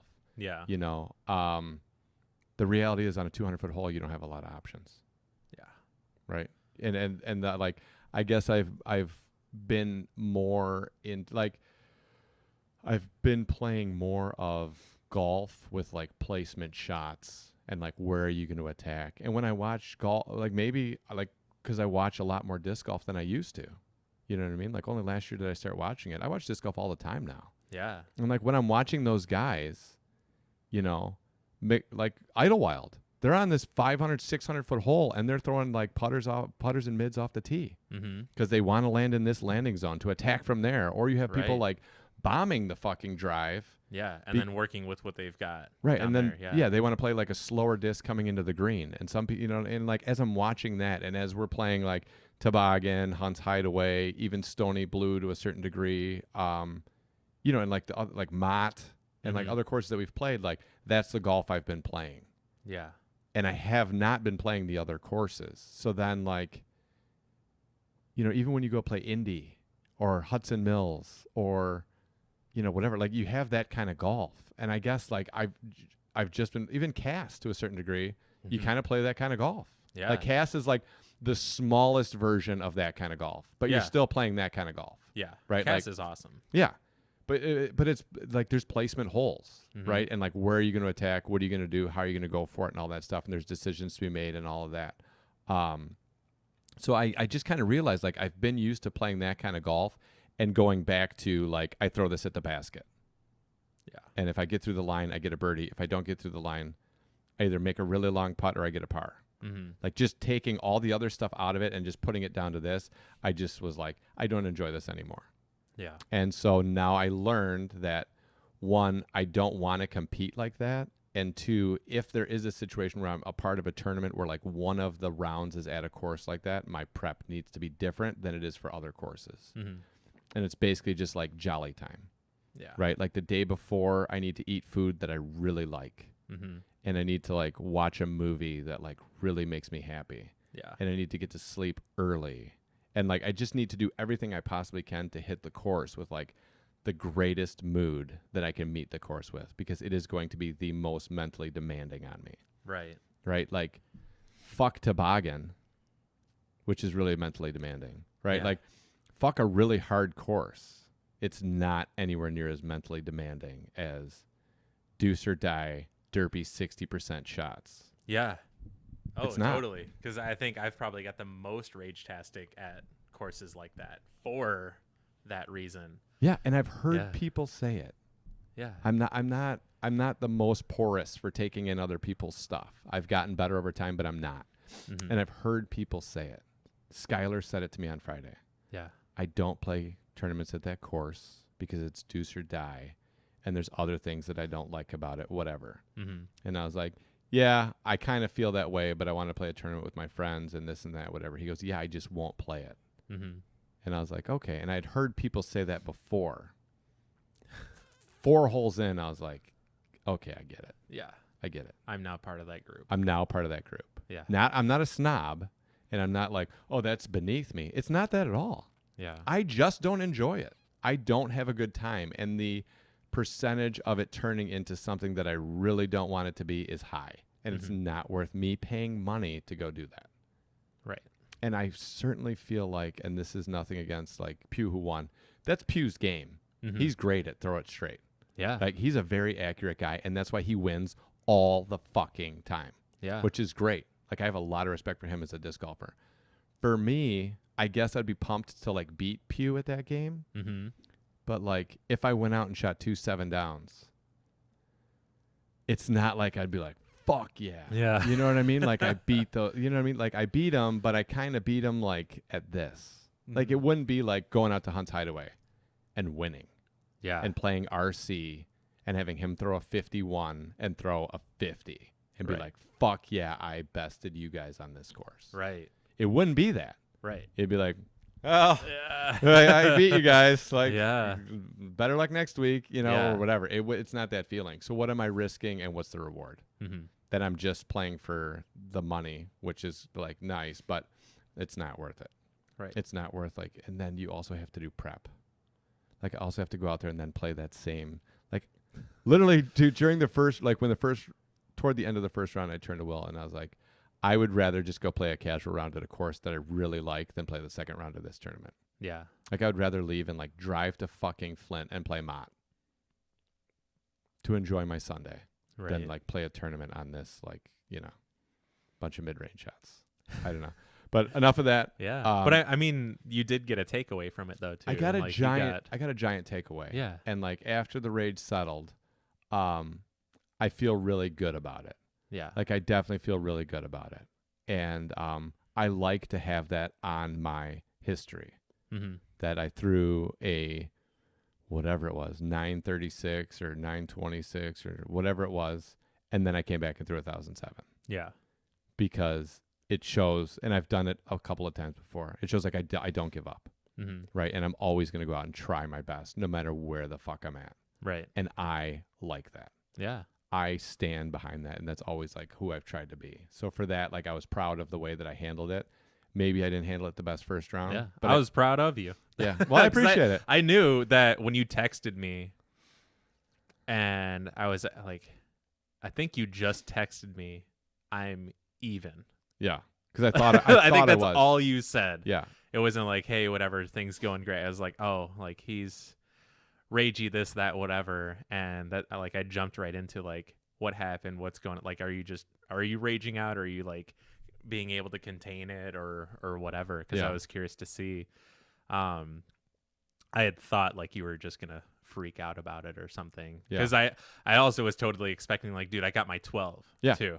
Yeah. It I could've hit gone- the 12 this time. Could have gone either way. Yeah. Yep.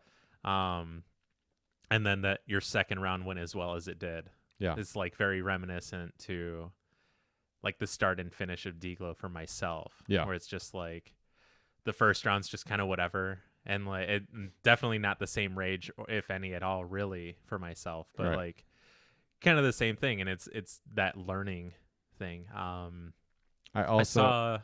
Go ahead. Oh, sorry. I also, unlike your Deglo situation, was thinking I'm going to have to come in and talk about this on Monday. Yeah. And I didn't want to be here like, yeah, then I just decided to run for aces, or yeah, then I just decided to like Yeah. throw different lines. Which I think shows a lot of professionalism in and of itself, because I think there are a lot of people that just do that Yeah. or whatever. Or even like what you were saying with, I'm sure I know these people, but not to name drop, but that just tank it just because they're so worried about ratings. Yeah. And like, I get the idea of ratings, and this could be like a whole nother podcast in and of itself with Yeah. ratings, but it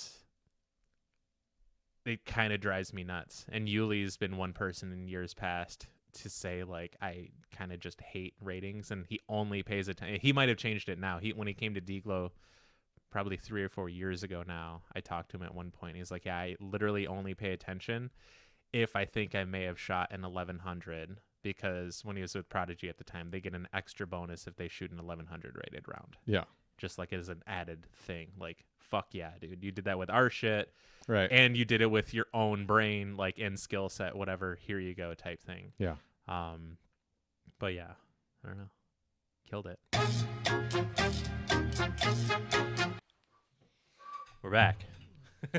We're back again. Yeah. This is the 4th time we're back today. Yeah. It's amazing. Yeah, but we're still going from when we first started because we have everything and did everything. Everything's still. going. Yeah. Tight. Fuck yeah.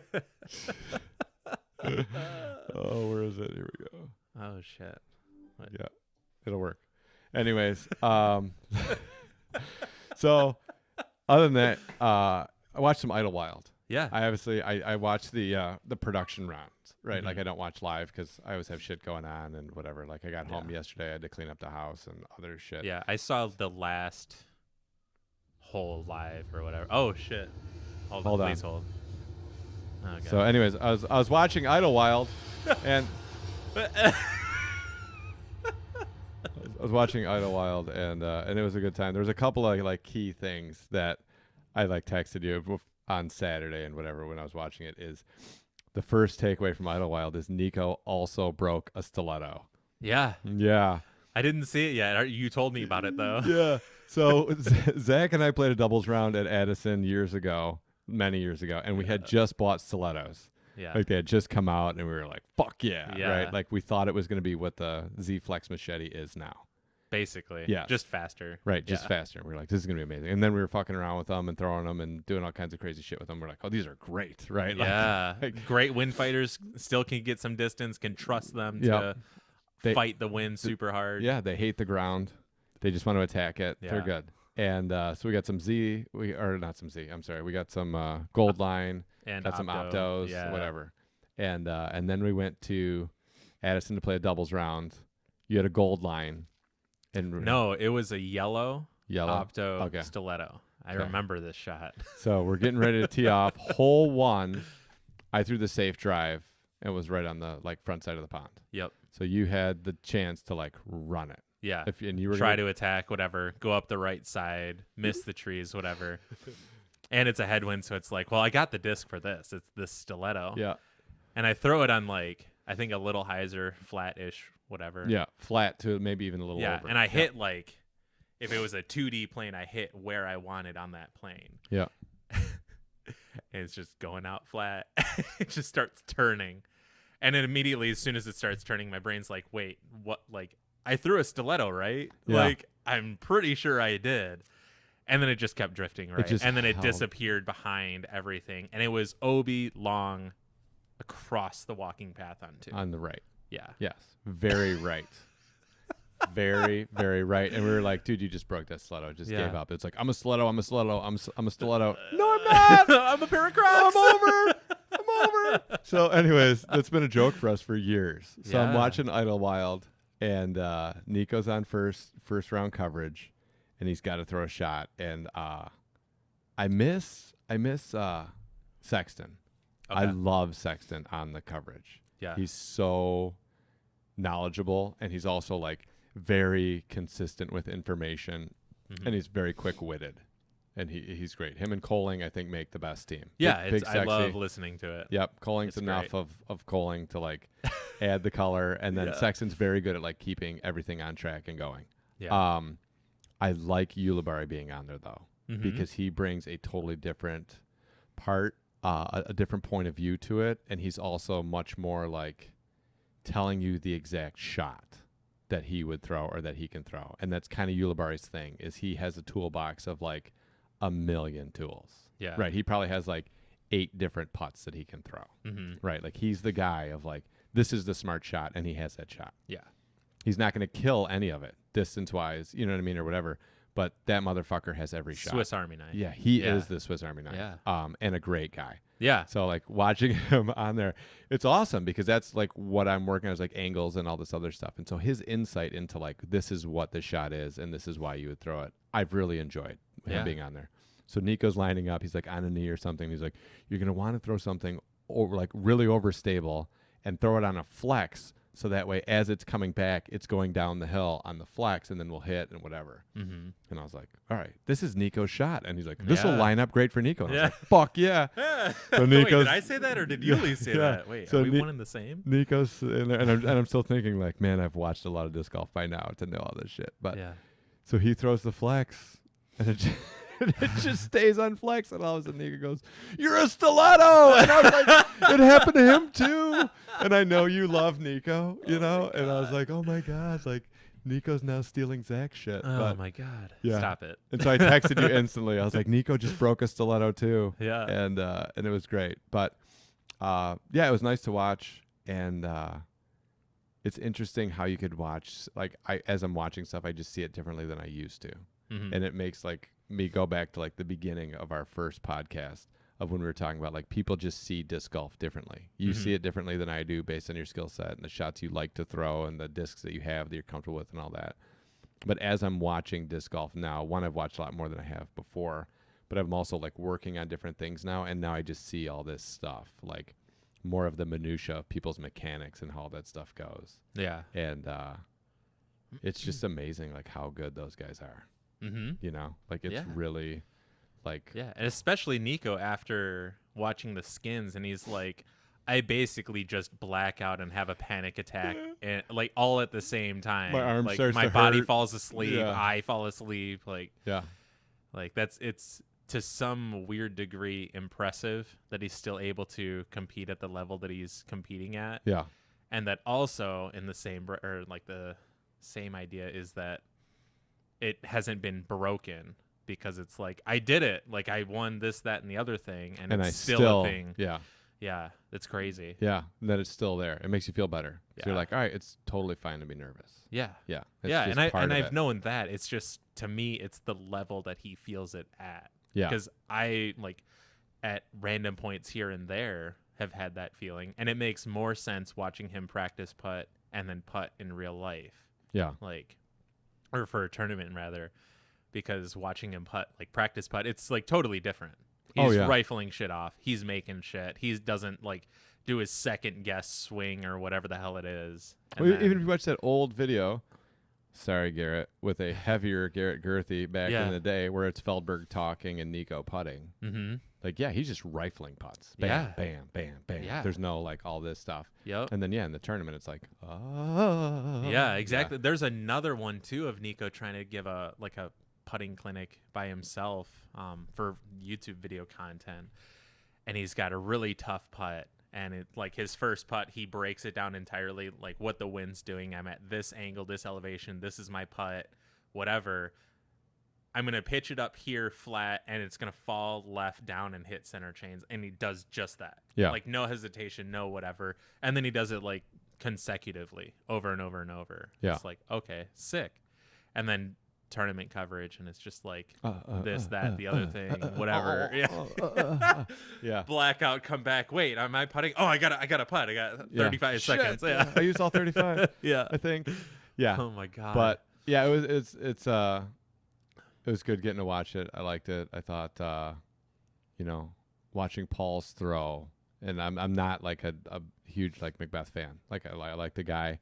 I love how much he's done for the sport. Like if one person can get $1 million, then that means it opens the door for other people to come through and do the same thing. And I think like my goal for disc golf is that my children will be able to get college scholarships playing disc golf. That's all that I want.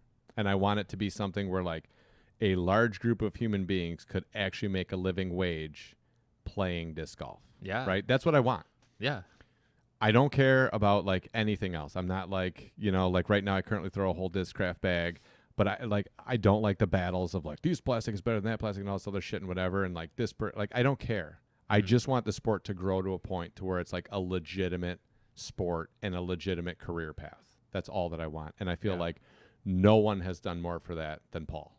Yeah. I think hands down, that motherfucker has done more to move that forward than anybody else. Yeah, and I think a lot of it has to do with his success in the sport and also his willingness to do that. Like I think everything just like the stars lined up really well and was able to take advantage of it. I think do something with it. It's what I call Jerry Seinfeld syndrome, right?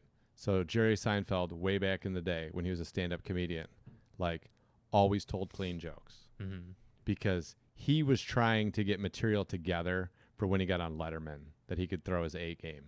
Okay. And when he was on Leno, he could throw his A game. And then it would translate to like being able to get an audience of like families and of like, more kind of like mainstream audiences. And that it would be able to translate into a TV show. Okay. From the get.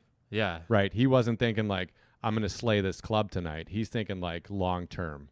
I want this to be this huge thing. And it did. Yeah. Right. Like, yeah. dude's like $500 million.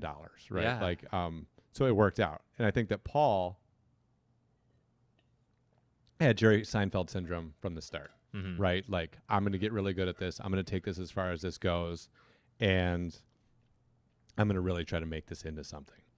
And just with vicious tenacity, I'm going to figure out mechanics and like repeatability, like to some like almost autistic level. Yeah. Right. And then I'm just going to dominate. And then other people started figuring out what he was doing and then got better and it moved the sport forward. But I think like the fact that like he ended up being that guy, it's not like he was just the right guy in the right place at the right time. No, I think he was the guy that had the vision from the start and was like, no, I'm just going to keep pushing until I do that. Yeah. And then I think when it all worked out for him and things went the way that they went that made him want to make a switch, like he is the guy that's like going to make that happen. And he did. Yeah. Great for him. Yeah. But I didn't get to see him I didn't watch anything with him on D-Glow coverage and whatever. So I just haven't watched him throw in a while, like in a tournament. So it was nice to see. And I love James Conrad. He had a rough first round. It also made me feel like that shit just happens. Yeah. Because he's won that tournament. Yeah. And he's knick-knack and this and that. And like, it's tough. I also love watching Nico and all that shit.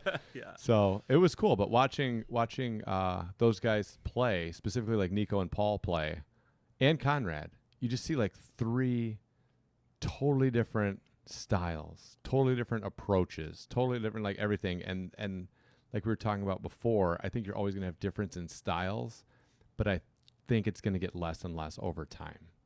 I think it's going to become more and more kind of like dialed into these are the mechanics that work. This is how it goes. Right. Yeah. And then you'll have like physical anomalies like Eagle's forehand. Right. Where like he's throwing a forehand and it's like a jet. You know what I mean? And like, but he just has this. He's got like the pitcher's arm thing going. Yeah. So like, but I think like his forehand, other than the fact that his arm is ridiculous, isn't that much different than other people's forehands. Right. You know what I mean? But I think like when you go to like Paul, Conrad, and Nico, you're going far enough back into disc golf that like it was still an individual style of like just trying to figure it out. Right. Like those guys were figuring it out. And now you have people like doing what they figured out. So it was nice to watch the three of them for me of like these guys all figured it out for themselves. I'm not taking away anybody's accomplishments, but like these three guys all figured out for themselves how to do it. And they're competing against each other now. And watching it for me was super cool. Yeah. Because they're so different. Yeah, very. And they're all amazing at it. Like Conrad, all the moving parts. Dude. So many moving parts. Yeah. So many like literally like every part that can be moving is moving to get it out. Like just he probably wiggles his ears as he's like 1 year slower than the other. Yeah.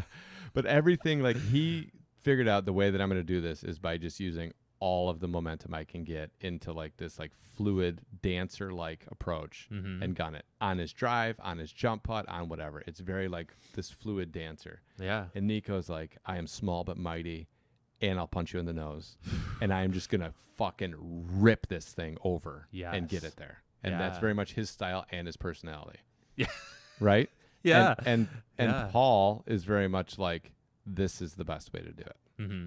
That's why I do it this way, because this is the best way to do it. Yeah. Right? This is the most efficient, most repeatable, whatever. And I'm just going to have that for every single tool possible. Yes. And you're like, I hate you. Yeah. But nice. But good for you. Yeah. But yeah, just watching those guys, it was really nice to like be able to see the three of them play for me. You know, if you could have gotten like, I don't know, one other person on there that was like, you know, an anomaly. Even watching like Coling on second round, Mhm. like he has such a specific style. His forehand is different than everybody else's forehand because he Yeah. was still doing forehand. He's coming from an ultimate background, but he's also throwing forehand when people were figuring out how do you gun this forehand. Right. Where now, like watching Gilbert, Barella, you know, even Eagle and those guys are all moving towards a more standardized forehand. Right. Like Sexton's trying to help, you know, Gilbert. Mm-hmm. Gilbert throw forehands. Right. So you're just trying to like clean up and get to like the accepted mechanics. Right. But I liked watching those guys compete with all different crazy mechanics. Yeah. Yeah. Yeah. How do this? Huh? Like this. Like this. Yeah. But yeah, the crazy thing for me is Paul and how he loads up at the very end. Mm-hmm. Like it's just even on his upshots. Like he has so much weird movement in what he's doing. Yeah. And it's I don't know. I remember when Jared would hang out with him. This was pre soccer ladder thing or agility ladder thing. One of the greatest videos ever. Yeah. Paul's form, I guess, used to be way different, like a ways back now. But he said that he used to throw farther than he does now, but his form was different and it was much more sporadic. So he honed it in to be this thing that was obviously easily repeatable or more easily repeatable and more consistent. So like sacrificing some distance to consistently hit this distance or whatever versus which throwing is farther versus but not all the time type deal. Right, which is still really far. Yeah. Yeah, he still has a lot of distance. Yeah. Like he doesn't get brought up in the like Eagle and Simon and Girthy and all this, but yeah. Dude, that Anheuser I threw last year, 550 whatever, like up and over the trees. Yeah. Like I think it's very downplayed just because of I think the thing that stands out the most is his ability to capitalize on stuff where like the pressure is like the weight of 3 worlds type deal. I think at least for me that's where it stands out. So like he's also a Swiss Army knife of craziness. Yeah. But like if you were to say like who's some top like distance throwers, I think he's up there like at putting obviously, but like all around because you could say I think Girthy throws like the farthest. Yeah. Like on tour golf shots, whatever. But right, not open field. Yeah, right. But like it doesn't like his putting's dicey, up shots or whatever. He's still good at those things. So the difference between that and Paul or whatever, that's just kind of how my brain wraps around it. Yeah. Yeah. Yeah, but he watching him throw and stuff, I was like, yeah, it's just like he's got so many when you're actually watching the mechanics, which I don't spend a lot of time watching his mechanics. Like I just never have, but like I'm now into this. Seeing it. Like I that's what I'm trying to dissect is timing, right? Like you've been helping me and then like now that's what I'm watching. What's people's timing? How does all this stuff go? And like I said before, I think on the podcast, like the amount of time between when that right foot hits the ground and he's pulling through is long. Yeah. And when he does an upshot, like the time of when he starts rotating till the disc leaves his hand is a long time. Mm-hmm. Because he's coming through and then as it's coming through it like at the last second like kind of loads up even a little bit more and then he just like uncorks it. Yeah. And it just keeps that disc so steady and on that line. Mm-hmm. And I was just like, Jesus, man, like it was good to watch, you know. Yeah. Like I enjoyed watching it. And then I was just thinking like I would love to play that course. Right? Like, Yeah. Like those are the courses I want Yeah, to play. I've played the course, but only 5 holes. And I've always wanted to go back and play the whole thing because we were driving back from Bowling Green and Idlewild on the way, and they're like, "Oh, it's baddest course, yada yada." So we drive there, and then we just get thunderstorm, like crazy hurricane type weather. Kentucky out. can get it. Yeah, it was bonkers. Yeah. Like we got into the car just in the nick of time. Like we got a little wet, and then it was rain. Like I can't see what's happening. Like, are we in the ocean? Like, Yeah. I couldn't tell. Am I swimming? Yeah. Yeah. Yeah. Yeah, that's But yeah, it was cool. I watched the first couple rounds. It was good. Watching Eagle throw forehands is just crazy. Mm-hmm. And the thing like that, I forget who commented on it, but that sound. I think Yuli was the one that commented on it. Yeah. Dude, the sound of his backhand is crazy, even on the mic. Yeah, I've heard it in person. Simon has it too. Yeah. And it's like you're hearing the disc as like literally like when the jet's taking off and there's that crazy whoosh that comes through as it's picking up all that speed. I think it's the drag of the disc and then like the hit on the release. It's all that just hit it, like literally hitting some sort of sonic boom type deal. It's a crazy sound to hear like in person. It's hilarious. Yeah. Yeah. Yeah, watching him throw like 500-foot forehands in the woods. Yeah. It's like, holy shit. Yep. Yeah. It'd be like, I'd be trying to tear him down the entire time. Like, yeah, why not? Fuck it. I'll just throw it up there, And even like Coling and Ulibarri, who are both very good forehand players, are just like, this is ridiculous. Yeah. And it just excites me for like where things are going. Yeah. And where the sport is. And when we talked before about like viewership, you know what I mean? The more people you can get out to see that shit go down, the more people you're going to have that want to watch disc golf. Yeah. And it doesn't have to be Goat Hill Open where you just have people in wide fields gunning the shit out of shots, like just 700 feet at 78 miles an hour, like onto an open field. Like, yeah, that's impressive and it's cool, and people are going to see that and be like, wow, that went really far. Yeah. But watching someone lace a line through a whole bunch of trees to have it fade to the right at this point at whatever the fuck he throws his forehand at is like, holy shit, that's amazing. Yeah. Right.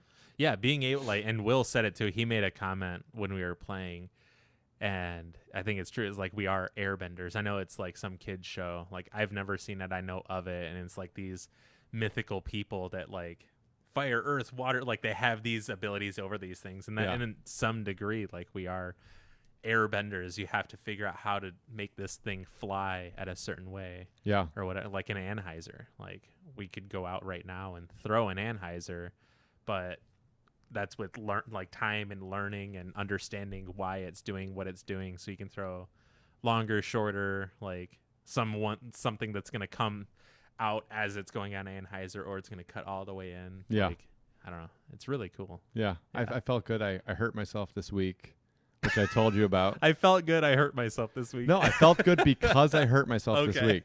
So, I've been trying to work on angles of release or whatever, getting my legs into my throw, and then the timing of my arm as I come through.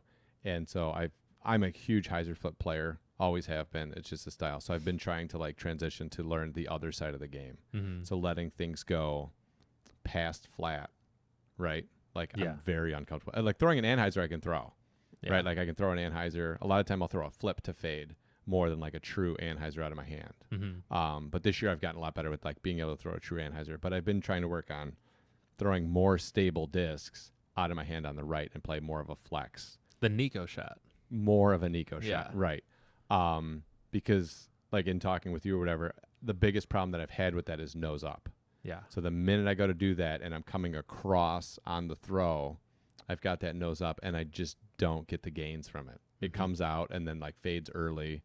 And I don't get the same distance I would out of a hyzer flip because I can keep the nose angle down on a hyzer flip. It's just a touchier shot, which I've been pretty successful with. But I've been trying to like really work on that. So Friday before leagues, I was like just throwing, like trying to work on. We both like ever since you told me the thing with the grip across the hand, and I've been working on like just trying to keep the nose angle down and come across at an ante. So I was in a good mood. It wasn't a rage throw, but I put everything into it. And I threw it, and it literally, like, as the disc pulled across my hand, it literally, like, hurt my middle finger. Yeah. Like, as it was coming out, it, like, pulled, and my finger was, like, trying to hold it in, and it just, like, snapped out of my hand. And, it, like, injured my finger. And I was like, I don't think I've ever been so excited to hurt myself. Yeah. I was like, fuck yeah. Body can't even take all this snap. Yeah. You know? And, it's hilarious. Yeah, I just bombed some shit out, and it was super cool to watch. Yeah. Like as it like left my hand, I was like, wow. And they went really far, and I was like, cool. Maybe I won't be such a bitch next year. You know, like you got more tools for the bag now. Yeah. Yeah. Yeah. And then I feel more confident in just in adding to it. So we both had a conversation this week because you've been throwing in your basement. You got a basement set up, Yeah. right? Yeah. So it's in progress. Yes. Right. Because you got some moving blankets. Yes. And you were like, I'm going to throw into the moving blankets. And I Yeah. told you here at the training center, Yeah. our first iteration was moving blankets, another blanket, and some felt. Yeah. And in one afternoon, Blew through it. the trophies came into danger Play. because we literally like threw a shot. I think Will threw a shot, and then it literally like disappeared, and you heard ba-bam, and I was like, Oh oh God. shit, and then like it just went right through. Yeah. So you're gonna get a net, and Yeah. and then be. I'll probably safer. order it while I'm out there, and so when I get back, It'll be on I'll the have porch. it. Because the other thing that I want to do is get a setup that I can take with me that fits in like a little duffel bag type Yeah. thing, just so I can keep doing that when I go, like when I'm going to Ledgestone.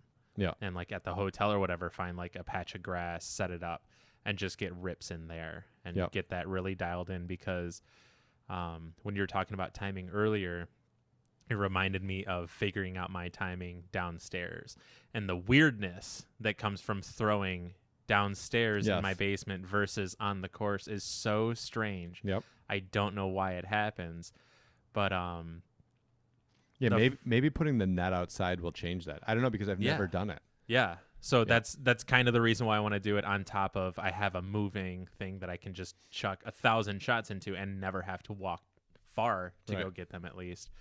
So the first time I was doing it, I set it up. I'm like hot, sweaty, whatever, because I had to move a bunch of Ooh, furniture. Yeah. I had to move a bunch of furniture to get everything set up where I wanted to get it set up, how I wanted to have it set up for the most part.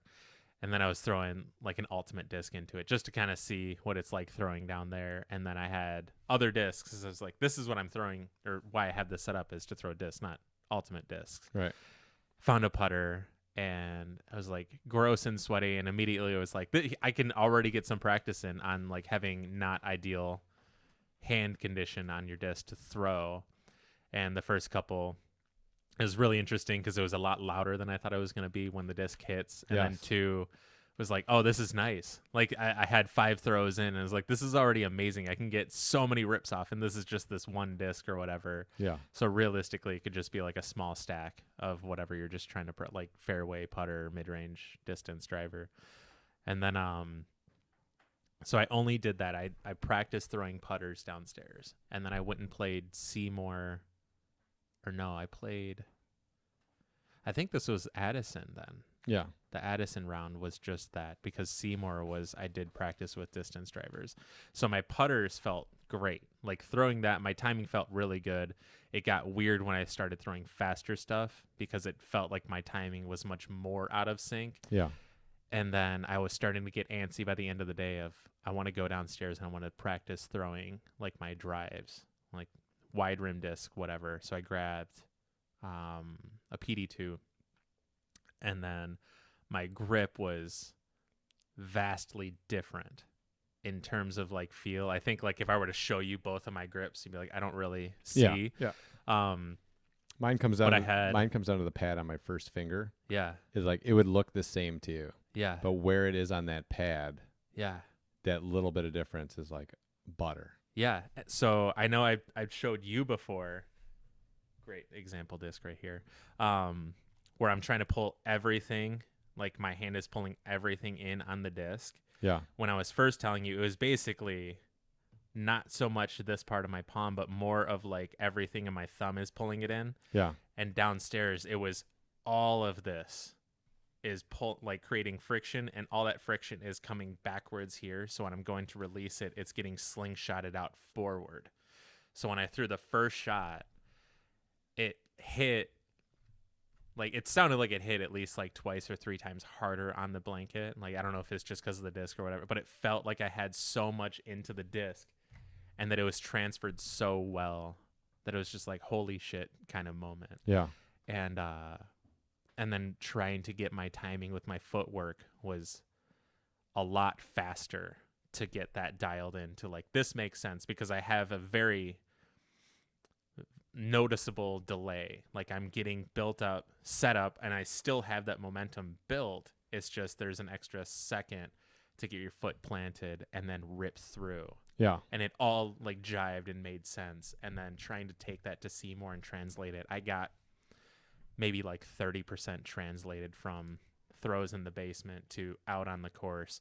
Because I don't know if it's like some weird mental thing, mental block. I don't even know if that's really it, or it's just I'm used to throwing like this downstairs, even though it's like I've done it for a couple afternoons, and then out on the course, I've been on the course on this tee pad, so my body's like, here's muscle memory. This is what we do. Yeah. And then one thing I think that'll help too is actually picking my target from really close to me.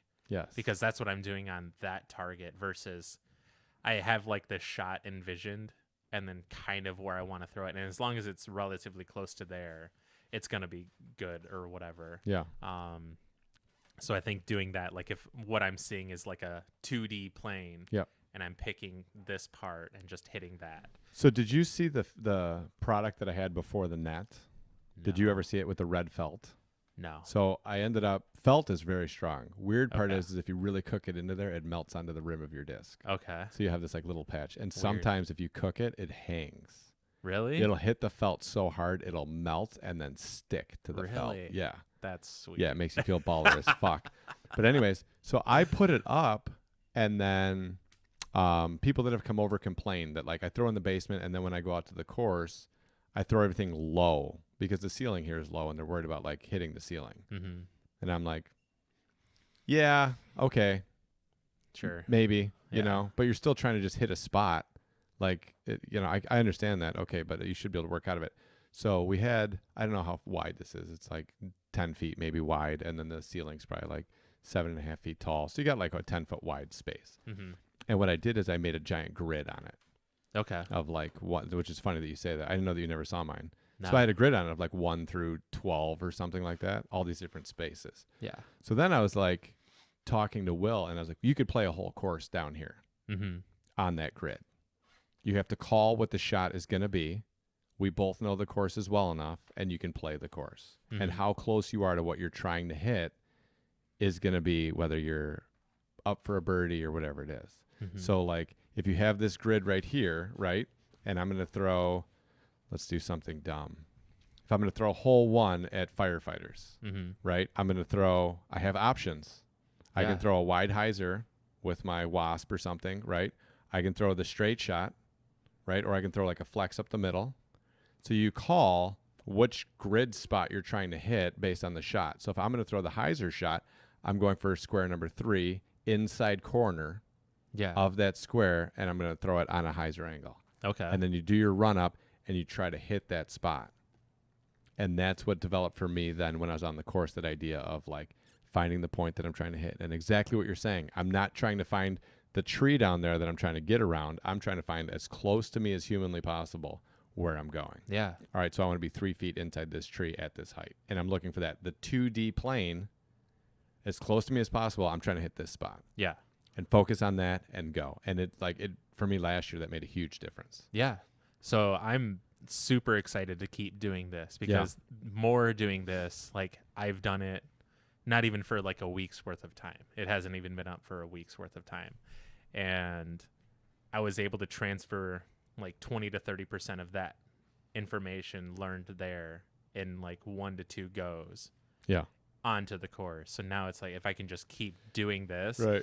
Because it's like you get up and you do your workout. It's this, you get up and you do training because you can translate that. I have very limited space on like where I can set up said grid or whatever, but I can still throw like low, high, center, left, right, wherever on it. But more so learning how to power transfer properly. Yeah. And another thing that I learned too was actually following through and what my shoulders were doing. I could see it, like I could feel it, see it more, and what my shoulders were doing and what they need to do, like in relation to my arm and what my legs are doing too, obviously. But I was able to learn how to push off my left leg into my right in like a linear path better than when I'm on the course. And there's times where I basically just, I throw and we're done now type thing. As to where down there, if I'm throwing like a 200-foot shot, it was still like 200 feet worth of power. Just I would come all the way through and still get that slight push off, and like my body is swinging around and I have to just catch myself with my left foot or whatever. And then I did some standstills just to see, because it was I should be set up to where I get into standstill position and then be able to pull through. And then I was still able to go from like a 20% power shot to like a 100% power shot, and still was able to get the same result of, it feels like I transferred everything I possibly could into it. Yeah. And then it's just like some timing could be better or whatever. So that way, when speed comes more of a factor, that I can transfer 100% and have like 100% speed built up on top of it. And you have the feel of it. Yeah, exactly. Because right now you're just trying to develop the feel of that transfer. Yes. Yeah. So that's when like I was watching Paul and I was like, it's crazy. Because if you watch his upshot, he's not very far away. Dude, he's back on the back foot. Yeah. And then he's coming through onto the front foot. Mm-hmm. And then his arm is like loading up and going. He's just moving his arm very slowly. Yeah. For a softer shot. But he's still loading up with his wrist, and he still has the hip transfer, even on a short upshot from a standstill.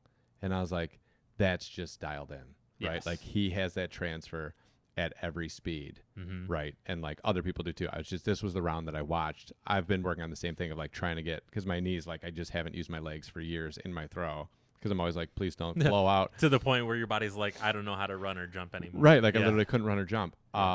So like now that my legs are better, I've been trying to like activate mental. For me, it's weird because it's like a mental thing. Like just trying to tell my body to do something and have my body be like, okay, we're gonna be fine. Because my body is still worried like we're gonna hurt ourselves, you know. So like trying to do that, and the same thing from a standstill.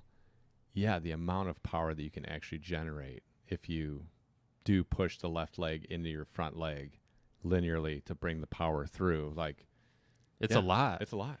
And it's easily a lot. Yeah. It's not like some crazy amount. And at one point, I was down there just laughing. Like I think it was when I was throwing the putter for the first time. Yeah.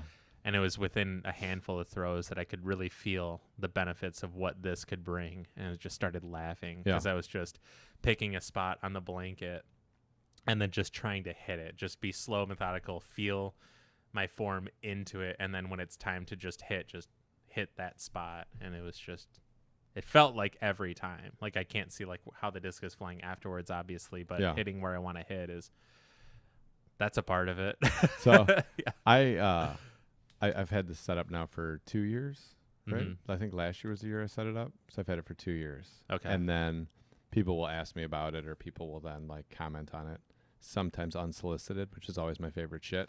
And it's always like, well, yeah, but then you can't see how it flies. And yeah, well, then it's this. And I was like, yeah, I get that. There's a value to what it offers, right? I also like the fact that like I have the radar gun, which the big impact of the radar gun for me is it automatically records clips in 8 seconds. So like I get my run up and my throw. I don't care about the speed. The speed just tells me like some relative efficiency, right? Like if I went faster, that I was more efficient, like I got more onto the disc, but I'm not like, you know, I'm going to train in the basement until I throw 70 miles an hour, right? I'm just more looking at, because I don't go full tilt down here because it's tile down here. And again, I'm worried about like slipping and fucking myself up down here. So maybe I will take mine outside too. That's a great idea. So I can throw on grass and whatever. But there's a lot to be gained from it. And I always want to tell people when they're like, well, yeah, but it doesn't do this and but it doesn't do that. I just want to be like, yeah, so just go throw it a course.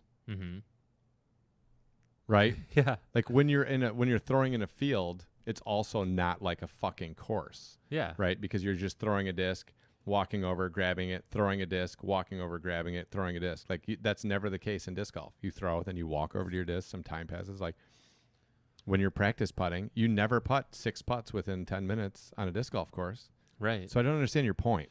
Yeah. So you're throwing into a net. So yeah, you can't see how it goes, and yeah, this and that and whatever. Okay. Yeah. But it does offer some... that's one drawback, which is very minute drawback. And not what you're looking for anyway. Yeah, exactly. Like, okay. That's not the point of this. Right. The point of this is to clean up my form, try to get something repetitive, right? And be able to do it in some, like, 1, indoor space so I can do it in the middle of the night or in the winter. And 2, have something that, like, I can just set up a recording so I can watch it and then throw it again and watch it and throw it again and be comfortable. Right.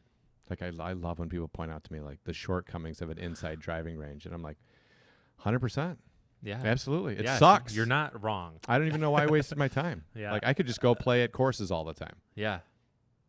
Constantly hunt down my discs, never get less reps in X amount of time. The only way to practice putting is to play rounds. Yeah. Like that sounds dumb as fuck. Yeah. Right? Like, okay, there's plenty of ways to practice your drive. There's plenty of ways to practice like your timing and everything else. I find that working on my timing, I do it on the course. And then another way that's really good to work on my form is doing it inside. Yeah. Because I can watch it. And there's drawbacks because it doesn't transfer 100%. Mm-hmm. It's like winter putting leagues. You can be the winter putting league fucking champion, but it doesn't translate to when you go out on the course because it's a totally different thing. When you get outside, all of a sudden, like if you shot 90% all winter from 27 feet and you're out on the course and you miss a 27 footer, all of a sudden you're thinking like, oh, I just missed that last putt. Yeah. You're not thinking, yeah, but I shot 90% all winter. Right. The next putt, you're going to be thinking like, all right, well, I missed the last one. Couple percent less, whatever. Right. And it's not like there's wind. Yeah. But it doesn't mean that winter putting isn't useful to get like your stroke mentally dialed into your muscle memory. Yeah. But because you'll eventually find like, here's my like golden, right. like This is my thing. stroke. Yeah. Now I'm going to take this and use it and put it myself in pressure situations to make myself rely on it and keep doing it until I get confident in what I'm doing. Yeah. Doesn't mean that the winter practice is useless, but it's not going to make you the world's best putter. Right. Right. Yeah. Because you're never just putting inside on the course. Right. Yeah. While drinking beer. Having a good old time. Telling old stories. Yeah. Yeah.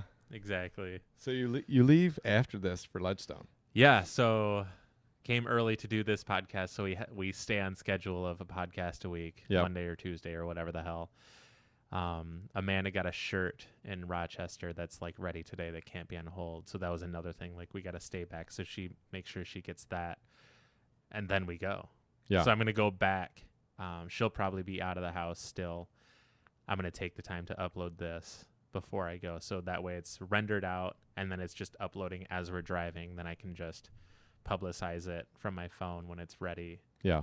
And it's like, I haven't looked specifically, but my guess is somewhere around 6-ish hours to get to the hotel. And the hotel was like pretty cheap because the first thought was if I can just get a hotel for cheap for only the tournament days. So like a place to sleep that isn't just like in the car or camping or whatever, and shower and be like fresh for each round. That's the ideal. I can deal with campy for the practice rounds and whatever. But it was like $358 for today through next Monday. Like, sure. Is it the Nova Motor Lodge? It's a Super 8. Oh. Yeah. But it's got a 4.7 star and like 500 reviews. But also, like, I'm still okay with that. Like, still bring sanitizer and Lysol and whatever. Yeah. But yeah, I mean, because that's still just like a place to sleep, a place to shower and whatever. When we went to Birchfield, we stayed at a Super 8, and it's the only time in my entire life I slept in full clothes in a hotel. Because when we got there was like balled up socks in the bathroom. It is obvious that they had not like actually done cleaning. I've stayed at this one before, and it's not bad. Okay. Like, I think it's legitimately just a nice place. But yeah, it's definitely the run of motel, hotel, whatever the hell you want to call it, where it's like somebody might have died. Somebody might have died in here. Yeah, I'm not sure. But like all the other options were like $600 or more for the same stay. Yeah. So it's just like I can deal with that. That's fine. I can deal with the risk. Yeah. So I got like everything set up in the kitchen right now. I got those same containers. I got the insulator thing. I have a full thing of backup discs and practice things. Oh, you got the you got the toolbox? Yes. Nice. I was gonna loan you one if you didn't. No, I got it. Cool. Yeah, I went the next day and found it like I was in and out of Home Depot within 5 minutes. Yeah. It was great, and got it set up. It was perfect. I had some like extra PVC, so I wrapped it around the pipe insulator, so it's like sturdy. Yeah, and it's great. Like it fits like the perfect amount of backup everything. It's unbelievable. Yeah, it's awesome. Literally unbelievable. Yeah, it's God's gift to you. Yeah. Yeah. Thanks. I was like, thanks to Walt. Yeah. You nailed it. So I got that, and then I got your cooler for all of our like lunch meats and drinks or whatever Yep. for the drive there and back. And then I got one of those giant, like, what was it, 27-gallon totes, like the black and yellow. Yeah. I know you've seen those. Yeah. Or have like multiples of No, them. those are a lesser tote than what I like to deal with. Really? It's got so awkward. Oh my god. Yeah, I just don't. I just don't. It's gonna get weird, but I just don't like the shape. Okay. It's not bad. It's a huge upgrade to like what I have now. Yeah. No, and they're awesome. But I'm just fucking with you. Yeah. I just because like specifically for these shelves, like the other one, the black and red Sterilite, the ones with the handles that close, they fit perfectly. Like I can go 4 wide of the small ones. Where'd you get these ones at? Menards. Okay. So these ones literally fit exactly 4 across. So that's why I use these, and then I got the bigger ones. That's good to know because I just have so the they same match. shelving. Yeah. And I'm gonna do that. So these guys literally 4 across, and they're not like wedged where you got like you can have like a little space in between each one, and they fit perfectly. Sick. Too high, you can do all 4. Fuck yeah. Yeah. So that's why I do those. Gotcha. But I see the black and yellow ones. I know they're good. So I got that to store all the extra shit just so everything's organized and there's not much like back and forth from the car and all that. Yeah. So like snacks for the trip, for the road, for rounds, all that stuff. Massage gun, chirp wheel for like rolling out my back and all that. I had like another piece of PVC, like 2-inch or whatever, and I cut it to like kind of a short stubby broom handle length so I can do all my stretches, and it's amazing. Yeah.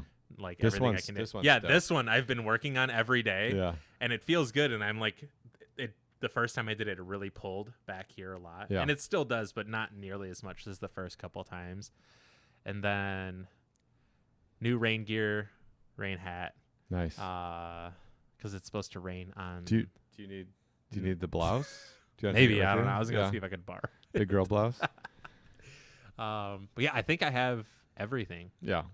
And that's like my nervousness is, do I have everything? So I went through my list. I mean, obviously toiletries or whatever, but Yeah, but you're not out in the middle of nowhere. Like yeah, that's, also that's- true. Yeah. That's the thing I get into I know. with Gabby when we go places. Like when she's packing up, she goes through like a certain amount of like anxiety and adrenaline Yeah. about like getting everything together. And I'm like, Yeah. we're going to civilization. Yeah. We're not like leaving in the to middle go, of the boonies. Right, Yeah. right. We're not like going to camp in the middle of like and Grand my Canyon. nervousness just comes from like disc golf equipment, like Yeah, the discs disc and all golf that. stuff you have to have. Yeah. Yeah, but So- all the other life stuff you can. Yeah, get like there. packing my clothes and whatever. It's like Yeah. that took me 10 minutes Yeah. just because it took me 10 minutes to grab what I wanted and then put it in the fucking suitcase. Right. Like, and then Amanda, I'm not sure she's done packing yet. Yeah. So it's probably, I would be willing to bet that it's going to be an hour after I want to leave that we can actually leave. Yeah. But whatever. Females. Yeah? Gotta have everything. That's Maybe you guys- I gave her the bigger suitcase too, just because she always packs way more. You got but- just the important part is just keeping everything in perspective. Yeah. You know what I mean? Like I have found that like you want to reach your goals in life and have someone there to celebrate them with you, Mm-hmm. and not just reach your goals in life. Yeah. Like I figured that it took me a long time to learn that lesson. Yeah. Like I want to share my life, not just like kill it alone.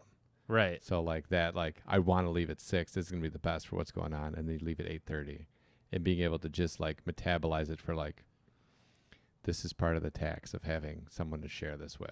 Yeah. You know.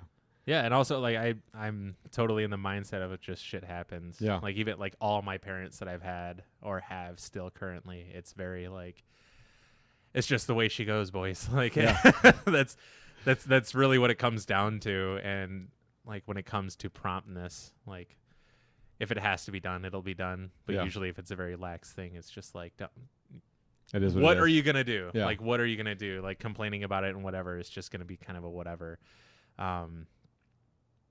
Just roll with it. So I don't know. She gets amped up about things because that's how her parents are. Yeah. And I have to try to be like, bring it back down to here. And then like she's been a part of like all of my parent interactions at some point or another, and just be like, look, like here's not just mom and Paul, and here's my other parents here. Here's Scott's parents and how and it's all relatively the same thing. Yeah. So it's like, cool. Just like breathe. It's okay to breathe. Right. Like, Everything's gonna be yeah, fine. Yeah. Yeah. So Well, that's cool, man. I'm excited to see how you do. yeah, I hope it goes really well. me too. And yeah, the next thing I have is gonna be at Hunt's Hideaway again. Okay. And if I was not, which I was very excited about it before, I am ridiculously excited about it now. Yeah. Because I don't know, I guess I have a little bit added value to it because I realize like how much I enjoy playing that kind of golf. Yeah. And like going back after shooting the 53, feeling like I could shoot a few better and hopefully not playing in a downpour. Like I'm just like hyper focused to try to kill it. Yeah, I have a lot of fun there. Yeah. A lot of fun. Great place. It's a good time. Yeah. Yeah. Well, cool, man. Well, let's get Yeah. you on the road, and I got stuff I got to do too. So Hell yeah. thanks for coming This over in was the awesome. morning. Yeah. A Yeah. little bit of a rough start. Yeah, hey. little 3 take, but we're good. So we'll see you next week. Thanks, man. Yeah. Bye. Bye.